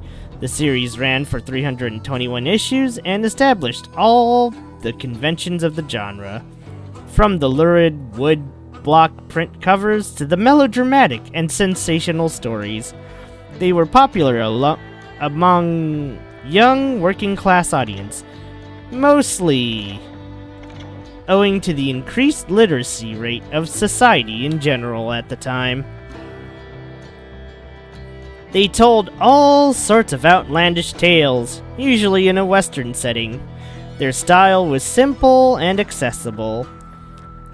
The characters were one-dimensional, but they were page-turners and a forerunner of modern-day mass-produced paperback and comic books. They turned many real characters of the day, outlaws and lawmen, into celebrities of sort. They helped create the modern, romanticized mythology of the Wild West that continues on in Hollywood westerns and TV shows to this day. You know, I just had a thought. But I don't think a lot of artists can execute this idea. Well, okay, actually no. I do know one artist who frankly might be able to do a dime comic style. Since the person can draw peanuts, but I think they're fully booked. So unfortunately, I can't ask even if I wanted to. Bless VGen. Even though people are having problems with that one, but, well.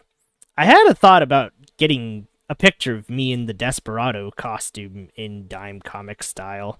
I don't think I could actually pull it off, though, because everyone's busy, or I don't think most people can execute that kind of style.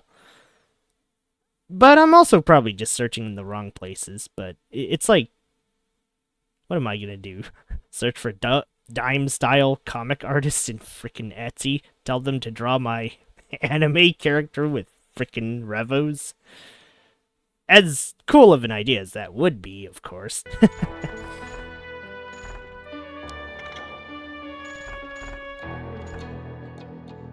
Alright, we have quite a lot of people to learn about. I'm gonna save Bill for a little later. Let's learn about this Henry Plummer guy. He was born William Henry Handy Plummer in Addison, Maine in 1832. At the age of 19, he headed west for the gold fields of California. By all accounts, Plummer cut a handsome figure and was quite handy with a Colt. Within 2 years, he owned a mine, a ranch, and a bakery in Nevada City. In 1856, he was elected sheriff and city manager, but that next year, Plummer killed John Vetter, the husband of the woman he had been seeing on the side. Sentenced to 10 years in San Quentin, the governor subsequently pardoned Plummer as he was suffering from TB. Plummer's trail eventually led him to the gold fields of Bannack, Montana, where he was promptly elected sheriff. Crime was on the rise in Bannack, as a gang of bandits known as the Innocents were attacking miners and hijacking gold shipments. The locals organized a group known as the Vigilantes to go after them, and the leader of the Innocents was discovered to be the sheriff himself, Henry Plummer. The Vigilantes hung 22 men, including the sheriff. But before they stretched his neck, some say he made them an offer. "Give me 2 hours and a horse, and I will bring back my weight in gold." Could he have said such things? Who's to say? Some historians believe that Plummer may have been an innocent victim of the Montana Vigilantes. Some even say the Innocents never existed at all, and that the Vigilantes were the actual bandits. We'll probably never know the truth as to whether Plummer was a hero or a killer. No, he's definitely a killer. A hero, I'm not exactly sure about.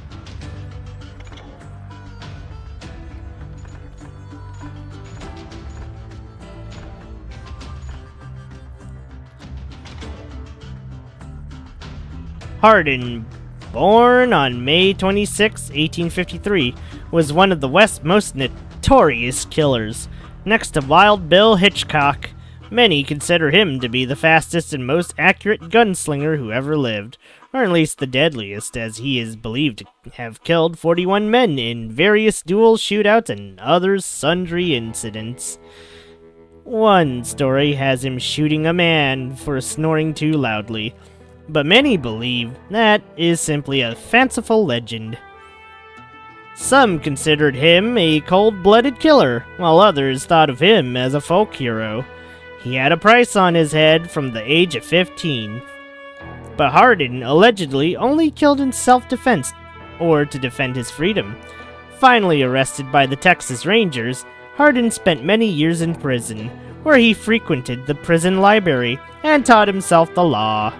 He was sentenced to 25 years, but released after only 17, and promptly passed the bar exam. He tried to make a living as a lawyer, but proved to be a much better gambler. Hardin could usually be found sitting in a saloon, playing dice or cards.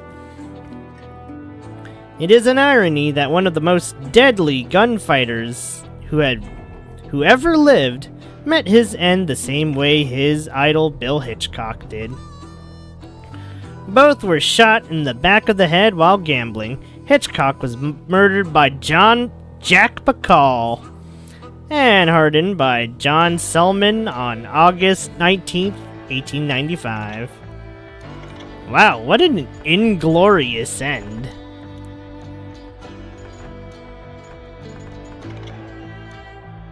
Oh, this one's a long one, oh my.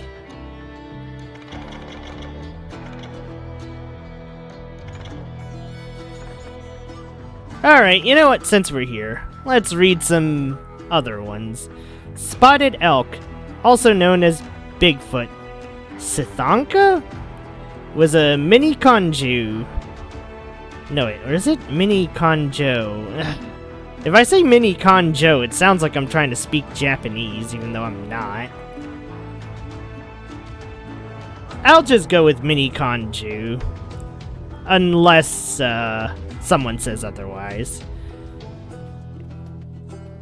Spotted elk, also known as Bigfoot Sithanka, was a mini conjo Lakota Sioux chief who bravely fought the white aggressors. He died, like many of his brothers, on December 29th, 1890, in the so-called battle known today as the Wounded Knee Massacre. Co-chiefs of the Chiricahua?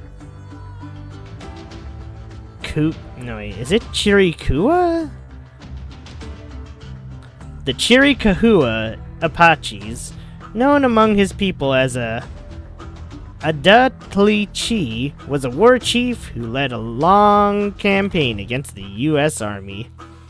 He evaded captures many times, and continued raids until against white settlements until 1872. A treaty was negotiated by General Oliver O. Howard, and Cochise ended up on a reservation run by his only white friend, Tom Jeffords. He died in 1874 of natural causes, and his descendants are said to currently reside at the Mescalero Apache Reservation in New Mexico.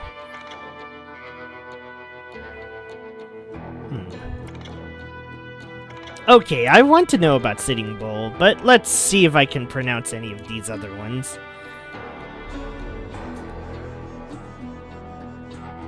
I think it's Goyathle? Maybe it's Goyathle.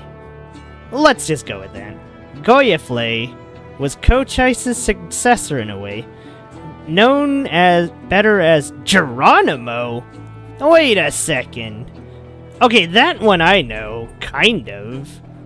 Because Geronimo was a huge Fate Grand Order meme for a decent while, until they kinda buffed the guy. I'm not sure where he stands, but yeah.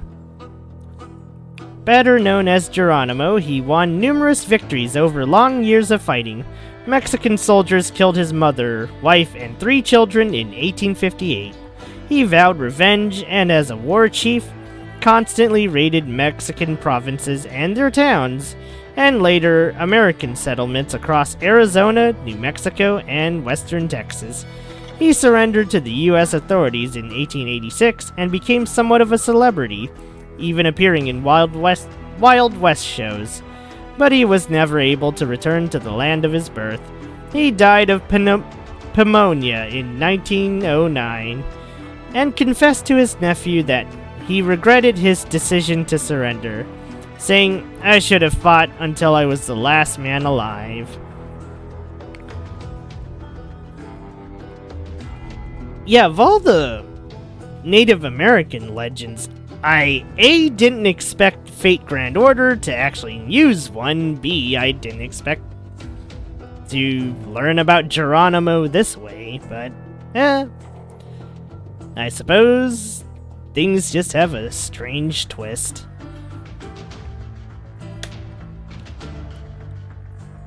But in any cases, Sitting Bull, or Tatanka I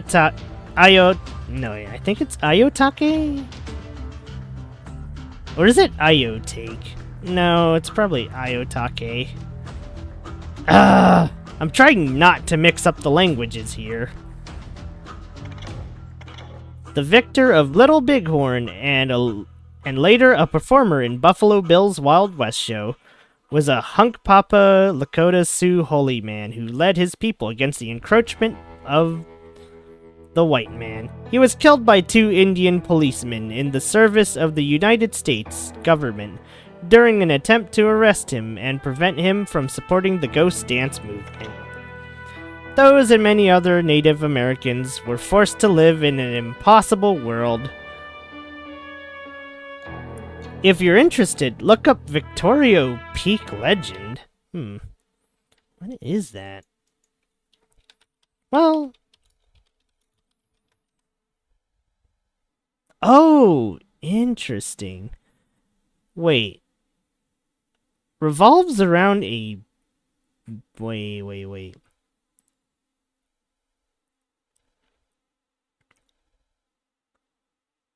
Revolves around a allegedly hidden cache of gold and Spanish artifacts. Wait, is this the legend that inspired both Call of Juarez and Gun 2005? Because, well, okay. Because both involve a Spanish artifact and a shit ton of gold. But I have to wonder. Because I know both Juarez and Gun are very accurate in their Wild West research. I don't know how much compared to, say, Red Dead, but I'd like to think all 3 series put an equal amount of research and work into making these worlds live, so to speak.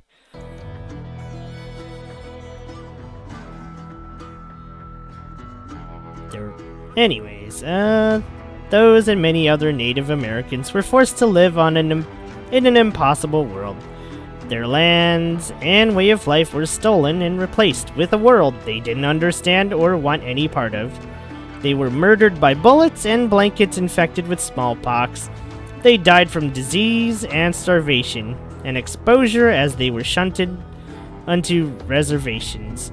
Today we recognize the destruction of the Native Americans and their culture as the genocide that it was. Fortunately, history has not forgotten them, and now we celebrate them as perhaps the only authentic heroes of the American Wild West. I think the Wild West is just full of people murdering for terrible reasons. But no, I guess they come to... I guess natives... No, not even guess. They did have a pretty fair reason trying to defend their land and, you know, not get encroached.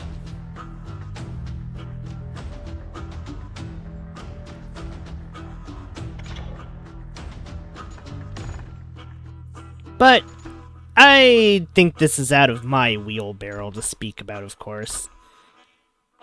I guess learning history, there's always the fear you just misspeak and then you just get your head shot off because you misspoke.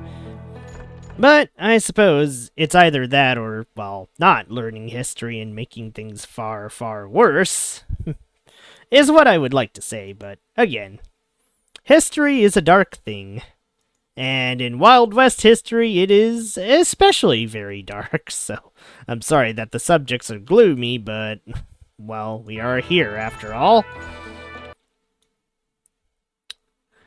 You know what? Speaking of the Wild West, though.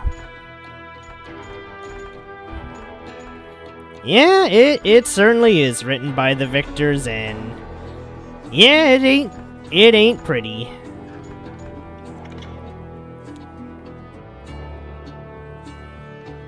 let's read about the vigilance committees.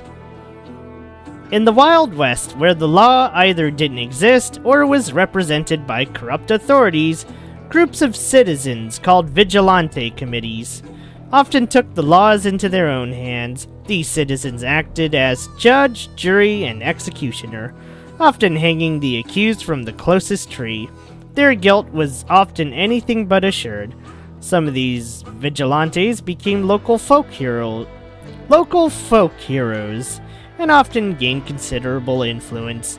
Such was the case with the Montana vigilantes, responsible for hanging Henry Plummer and 21 other suspects.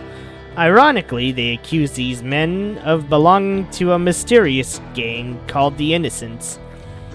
The last of those unfortunate souls was hung for merely voicing doubts in regards to the guilt of his friends. What was even more suspicious was that after Plummer and the rest of these suspects were hung, the gold robberies continued unabated. Some say the Montana vigilantes were the true bandits. Many of the early stories that pointed the finger of guilt at the innocents were written by a member of the vigilantes. The editor of the Montana Post. I could have sworn I watched a simple history segment on the vigilantes, but it was a while back. So I don't know if I actually watched it or my tired brain is dreaming of weird scenarios.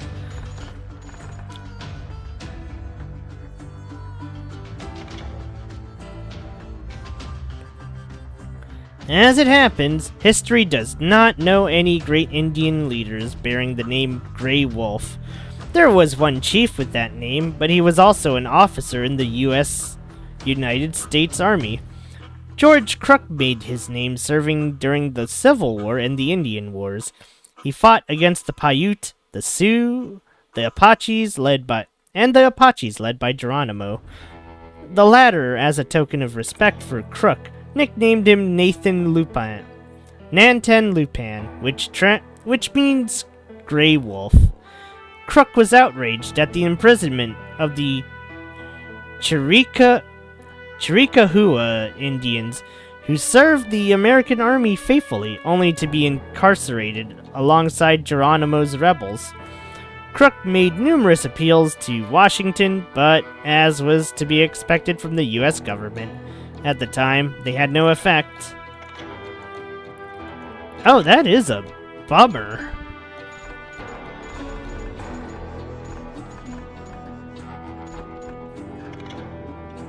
Oh dear.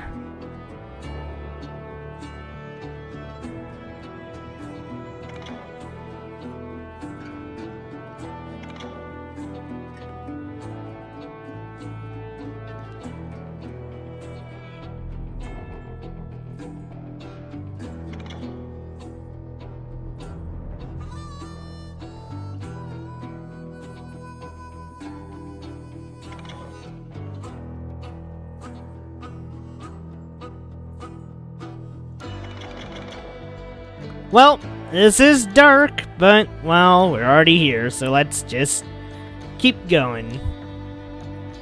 I think for some people this is more of a refresher, if anything. But here goes. Because I also want to learn, I suppose.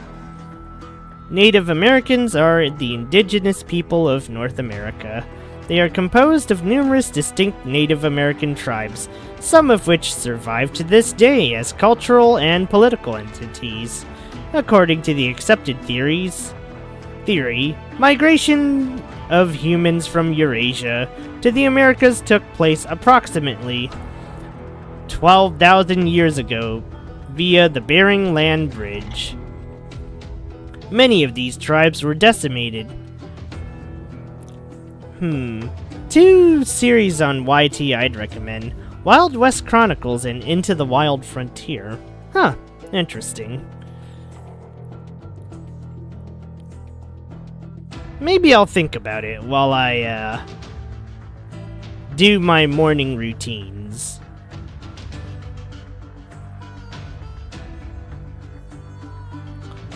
But in any cases, many of these tribes were decimated during the 18th and 19th century as they were pushed out of their homelands by waves of settlers of European origin. As Native Americans were divided into many tribes, some of which were long-standing enemies, they were unable to unite against a common enemy, invaders armed with advanced technology.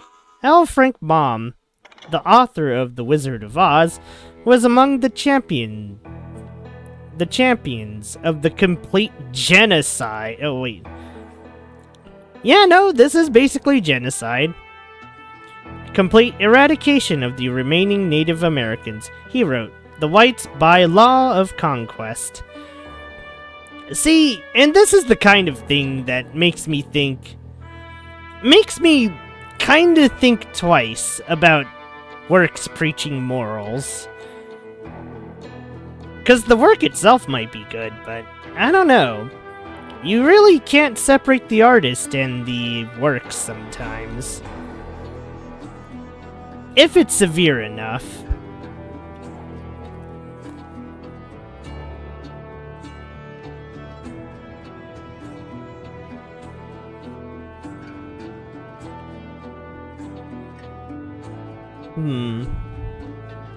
I don't want to read this next part, but, well, we're already here, and I'm already biting a bullet, so fine.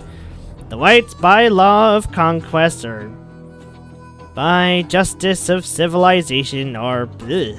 You know what? Never mind. I don't want to read the rest of this. This is just terrible.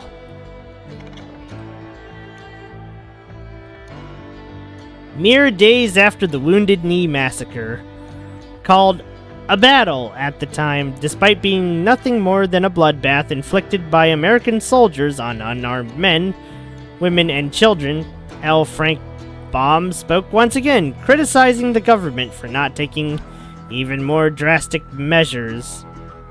I think this is making me hate Wizard of Oz. Just like the ancient Celts were conquered by Romans, Native Americans left an invaluable, rich legacy, evident in the language, philosophy, and popular culture of modern-day America. Yeah, it's things like this that have me take a double take, but I guess to be fair, things like War of the Worlds and some other popular media... I mean, hell, I can look no further than Chinatown. Great movie. Dog shit director who deserved everything that happened to him. Whatever it was.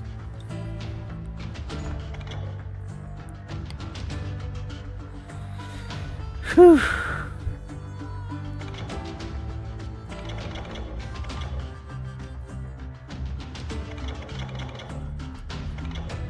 Alright, we're almost to the things that the one last thing I wanted to read. But, let's narrate this, I guess. James Butler Hitchcock, also known as Wild Bill, is considered by some to be the most famous Western gunslinger of all time. He is remembered as a tall, slender man with long flowing hair and an omnipresent pair of holstered Colt 1851 Navy caps and ball revolvers. Born in Troy Grove, Illinois, in 1837, he worked as a stagecoach driver, fought for the Union Army during the war, and later became a scout, a lawman, an unlucky professional gambler, and not a very good actor, who trod the boards with Buffalo Bill until he realized that the theater wasn't his true calling. What he did best was put outlaws, killers, ornery assholes, and drunk cowboys in their graves by filling them full of lead. The high noon showdown in the middle of the street, a staple of Hollywood westerns, was not a very common occurrence. As a matter of fact, they hardly ever happened, unless Wild Bill happened to be in town. If anyone was willing to stand in the street at high noon and face someone down, that would be William Butler Hitchcock. In no wait, not Hitchcock, Hickok. Oops. In 1876, Hickok was diagnosed by a doctor in Kansas City with trachoma, an inflammation of the eye. He was losing his ability to see, so his marksmanship and health were on the wane. As his finances were in trouble, he set out for Deadwood, South Dakota, where a recent gold strike had created a boomtown full of drunken miners, a perfect place for a professional gambler to ply his trade. On August 2nd of that year, while playing poker in the Newtall Six-Man's Number 10 Saloon, Bill broke a rule he had been following for years, perhaps for the first time ever. He sat with his back to the door. A former buffalo hunter named Jack McCall entered the saloon that very moment and drew his revolver, shouting, "Damn you, take that!" and shot Bill right on the spot. The bullet went right through the gunslinger's head and hit another player at the table in the wrist. Legend has it that at the moment of his death, Wild Bill was holding a pair of aces and a pair of eights, all of them black. Since then, that hand is commonly referred to as the dead man's hand.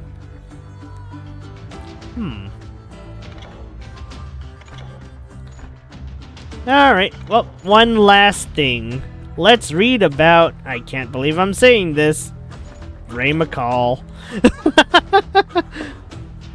The oldest of the McCall brothers. He and his brothers were sons of a Georgia landowner who fought for the Confederacy in the Civil War. His father died at Antietam, and he and his brothers continued the fight. During the battle for Atlanta, he was demoted for insubordination. After the war, he made himself a name as a gunfighter, famous for his ferocity and his antique conquistador's cuirass he wore as a breastplate. He killed many men to make that reputation and is well known for his feud with the infamous Juarez Mendoza. Mendoza had an alcazar outside of Juarez, Mexico, and ran an army of bandits that terrorized the border for years. After years of working as a hired gun, drifting from town to town, Ray McCall found his calling and became a pastor, leaving his violent life behind. However, his destiny was not to be one of peace, as he picked up his pistols again late in life to hunt down his nephew. Suspected of killing his brother and wife, he died in 1884, killed by the same Juarez Mendoza, with whom he crossed paths with years before. His only consolation was the knowledge that Mendoza would surely follow him to the gates of hell. Surprisingly, the history books are silent on the subject of this extraordinary man, the gunslinging preacher, Ray McCall. I love how they included him in here. But of all the people, they don't bother with Billy, they don't bother with Thomas, no, it's Ray. Amazing.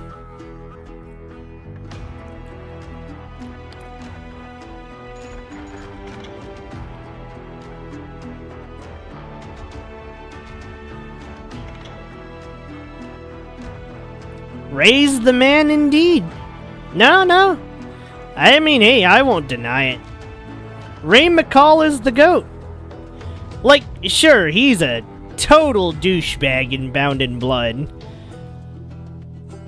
But the man gets it together in the later half. Meanwhile, Thomas is far too horny.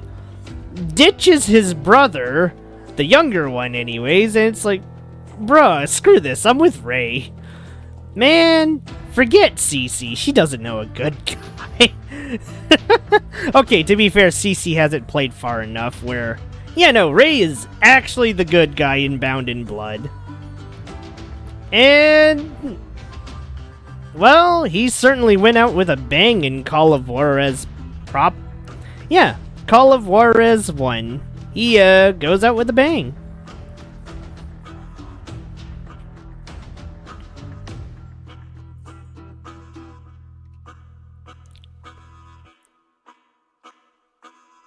Alright, let's see.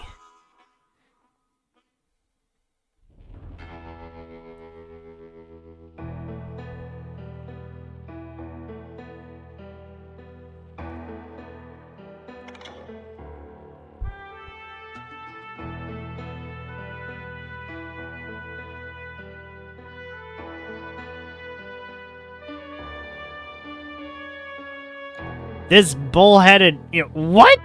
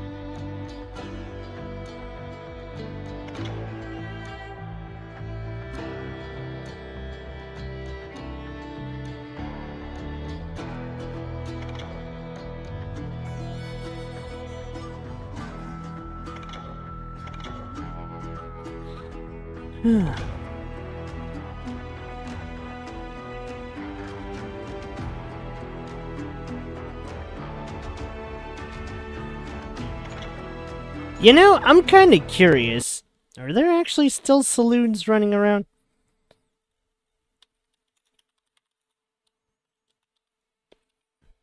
I'm actually very curious. Okay, wow, there's actually a couple of saloons that still exist. That's amazing. Holy shit. That's crazy. I thought saloons were all dead, but no, turns out saloons are, well, some of them are actually still around. Although for me, I'm not the alcoholic sort, so, well, I'm not the sort to enjoy alcohol, so unfortunately for me, I don't think I can enjoy these things.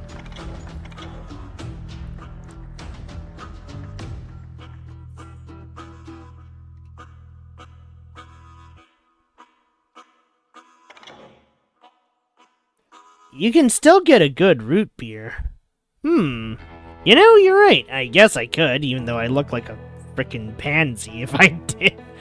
But it's like, it's between that and maybe going a little too hard and, crashing out at a tavern, which isn't exactly great. I'd have to wonder, though, will they have baked beans and biscuit? No, not baked beans and biscuit. Baked beans and bacon. That's what I'm curious about. But yeah, no. I'll have to admit, I really thought the saloons were all bulldozed and just kinda dead, but no, turns out they're alive. Shockingly. I wonder if they've updated to modern ATMs and things. Or do they still use the same payment system and keep it authentic? I don't know. Maybe I'll have to organize a weird trip to a saloon in, like, one of these days, just to come back and tell you guys, hey guys, I went to a saloon, it was great. That'd be kind of stupid, but maybe when I go to that Harrier convention. No, wait, not a Harrier convention. There's like a Carrier Con that I think I can get to whenever that pops up. And I guess since we're gonna be in the historic mood, Might as well head down to a saloon and figure out, so this is what the cowboys did. If you meet a recreation of the Arthur and Lenny scene, let us know. I'll be honest, I'm pretty sure nobody's gonna cosplay a Red Dead character at an anime con. If they did, that'd be funny as fuck, but there's no way. There's just no way it's happening.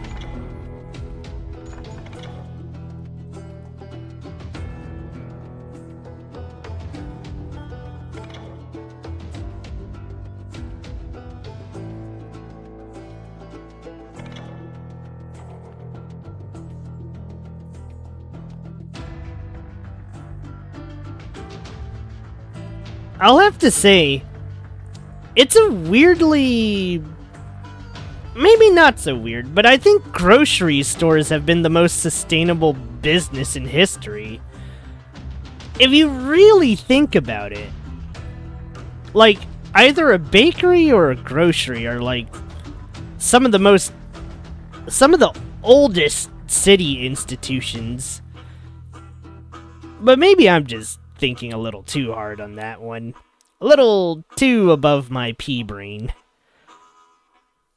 I mean, stranger things have happened at convention. I know there are a lot of conventions that don't allow Star Trek cosplay.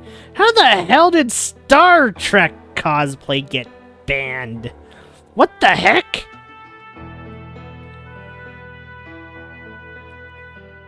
That's just whack.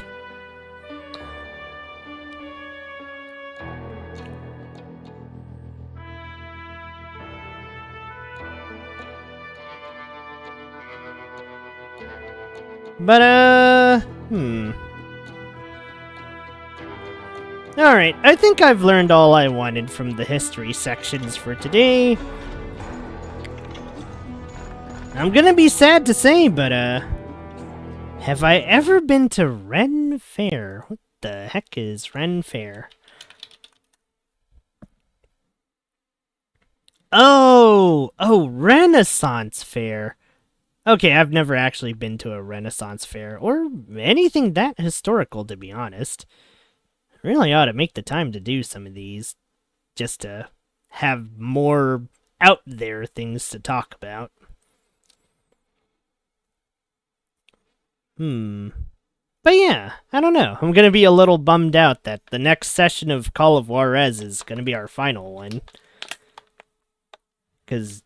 damn. Gunslinger is fun. I'm just a little sad that Gunslinger is so short.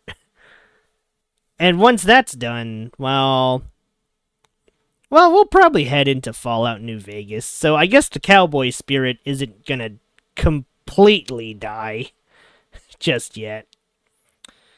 But that being said, Fallout New Vegas might actually just be my only Fallout.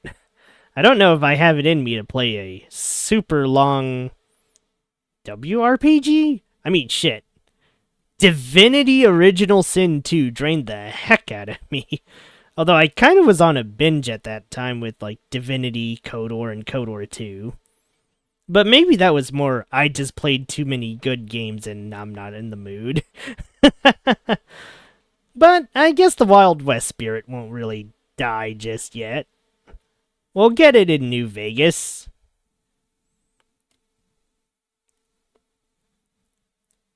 And once New Vegas is done, I guess maybe I will just put away the revolvers. But, I don't know. I quite like Wild West Wednesdays. It's been a nice running theme. Well, I like a lot of theme days in general. Like, maybe it's tacky, maybe scheduling is dying, and I mean, I'm facing facts. I'm getting worse and worse at making it on time because I'm getting increasingly tired, and I probably should schedule a very light week where I just don't stream at all.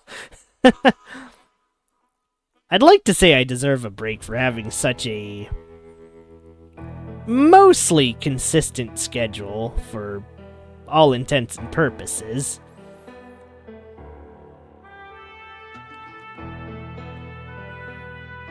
Like, I might miss the starting time, but I think for the most part, there's rarely a day where I'm just not on. I am probably one of the most consistent streamers there ever is. Well, is what I want to say, but there's people that are a lot better in that territory than I am.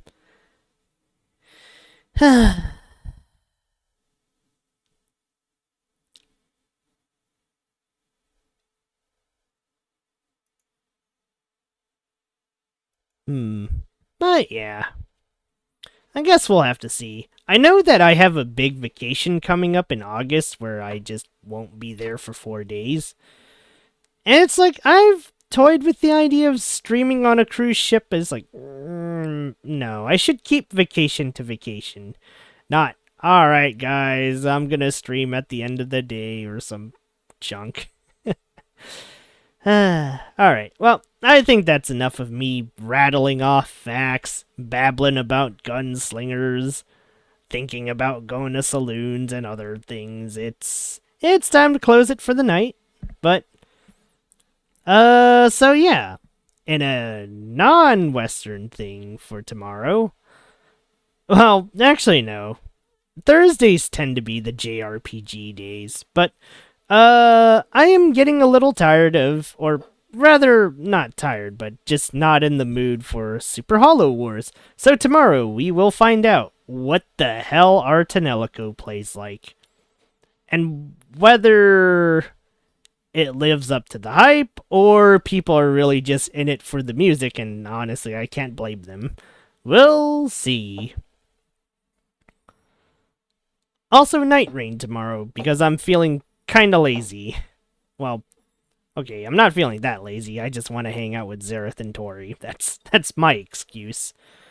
But yeah, that will be that. So, till next time, take care. Have a good night.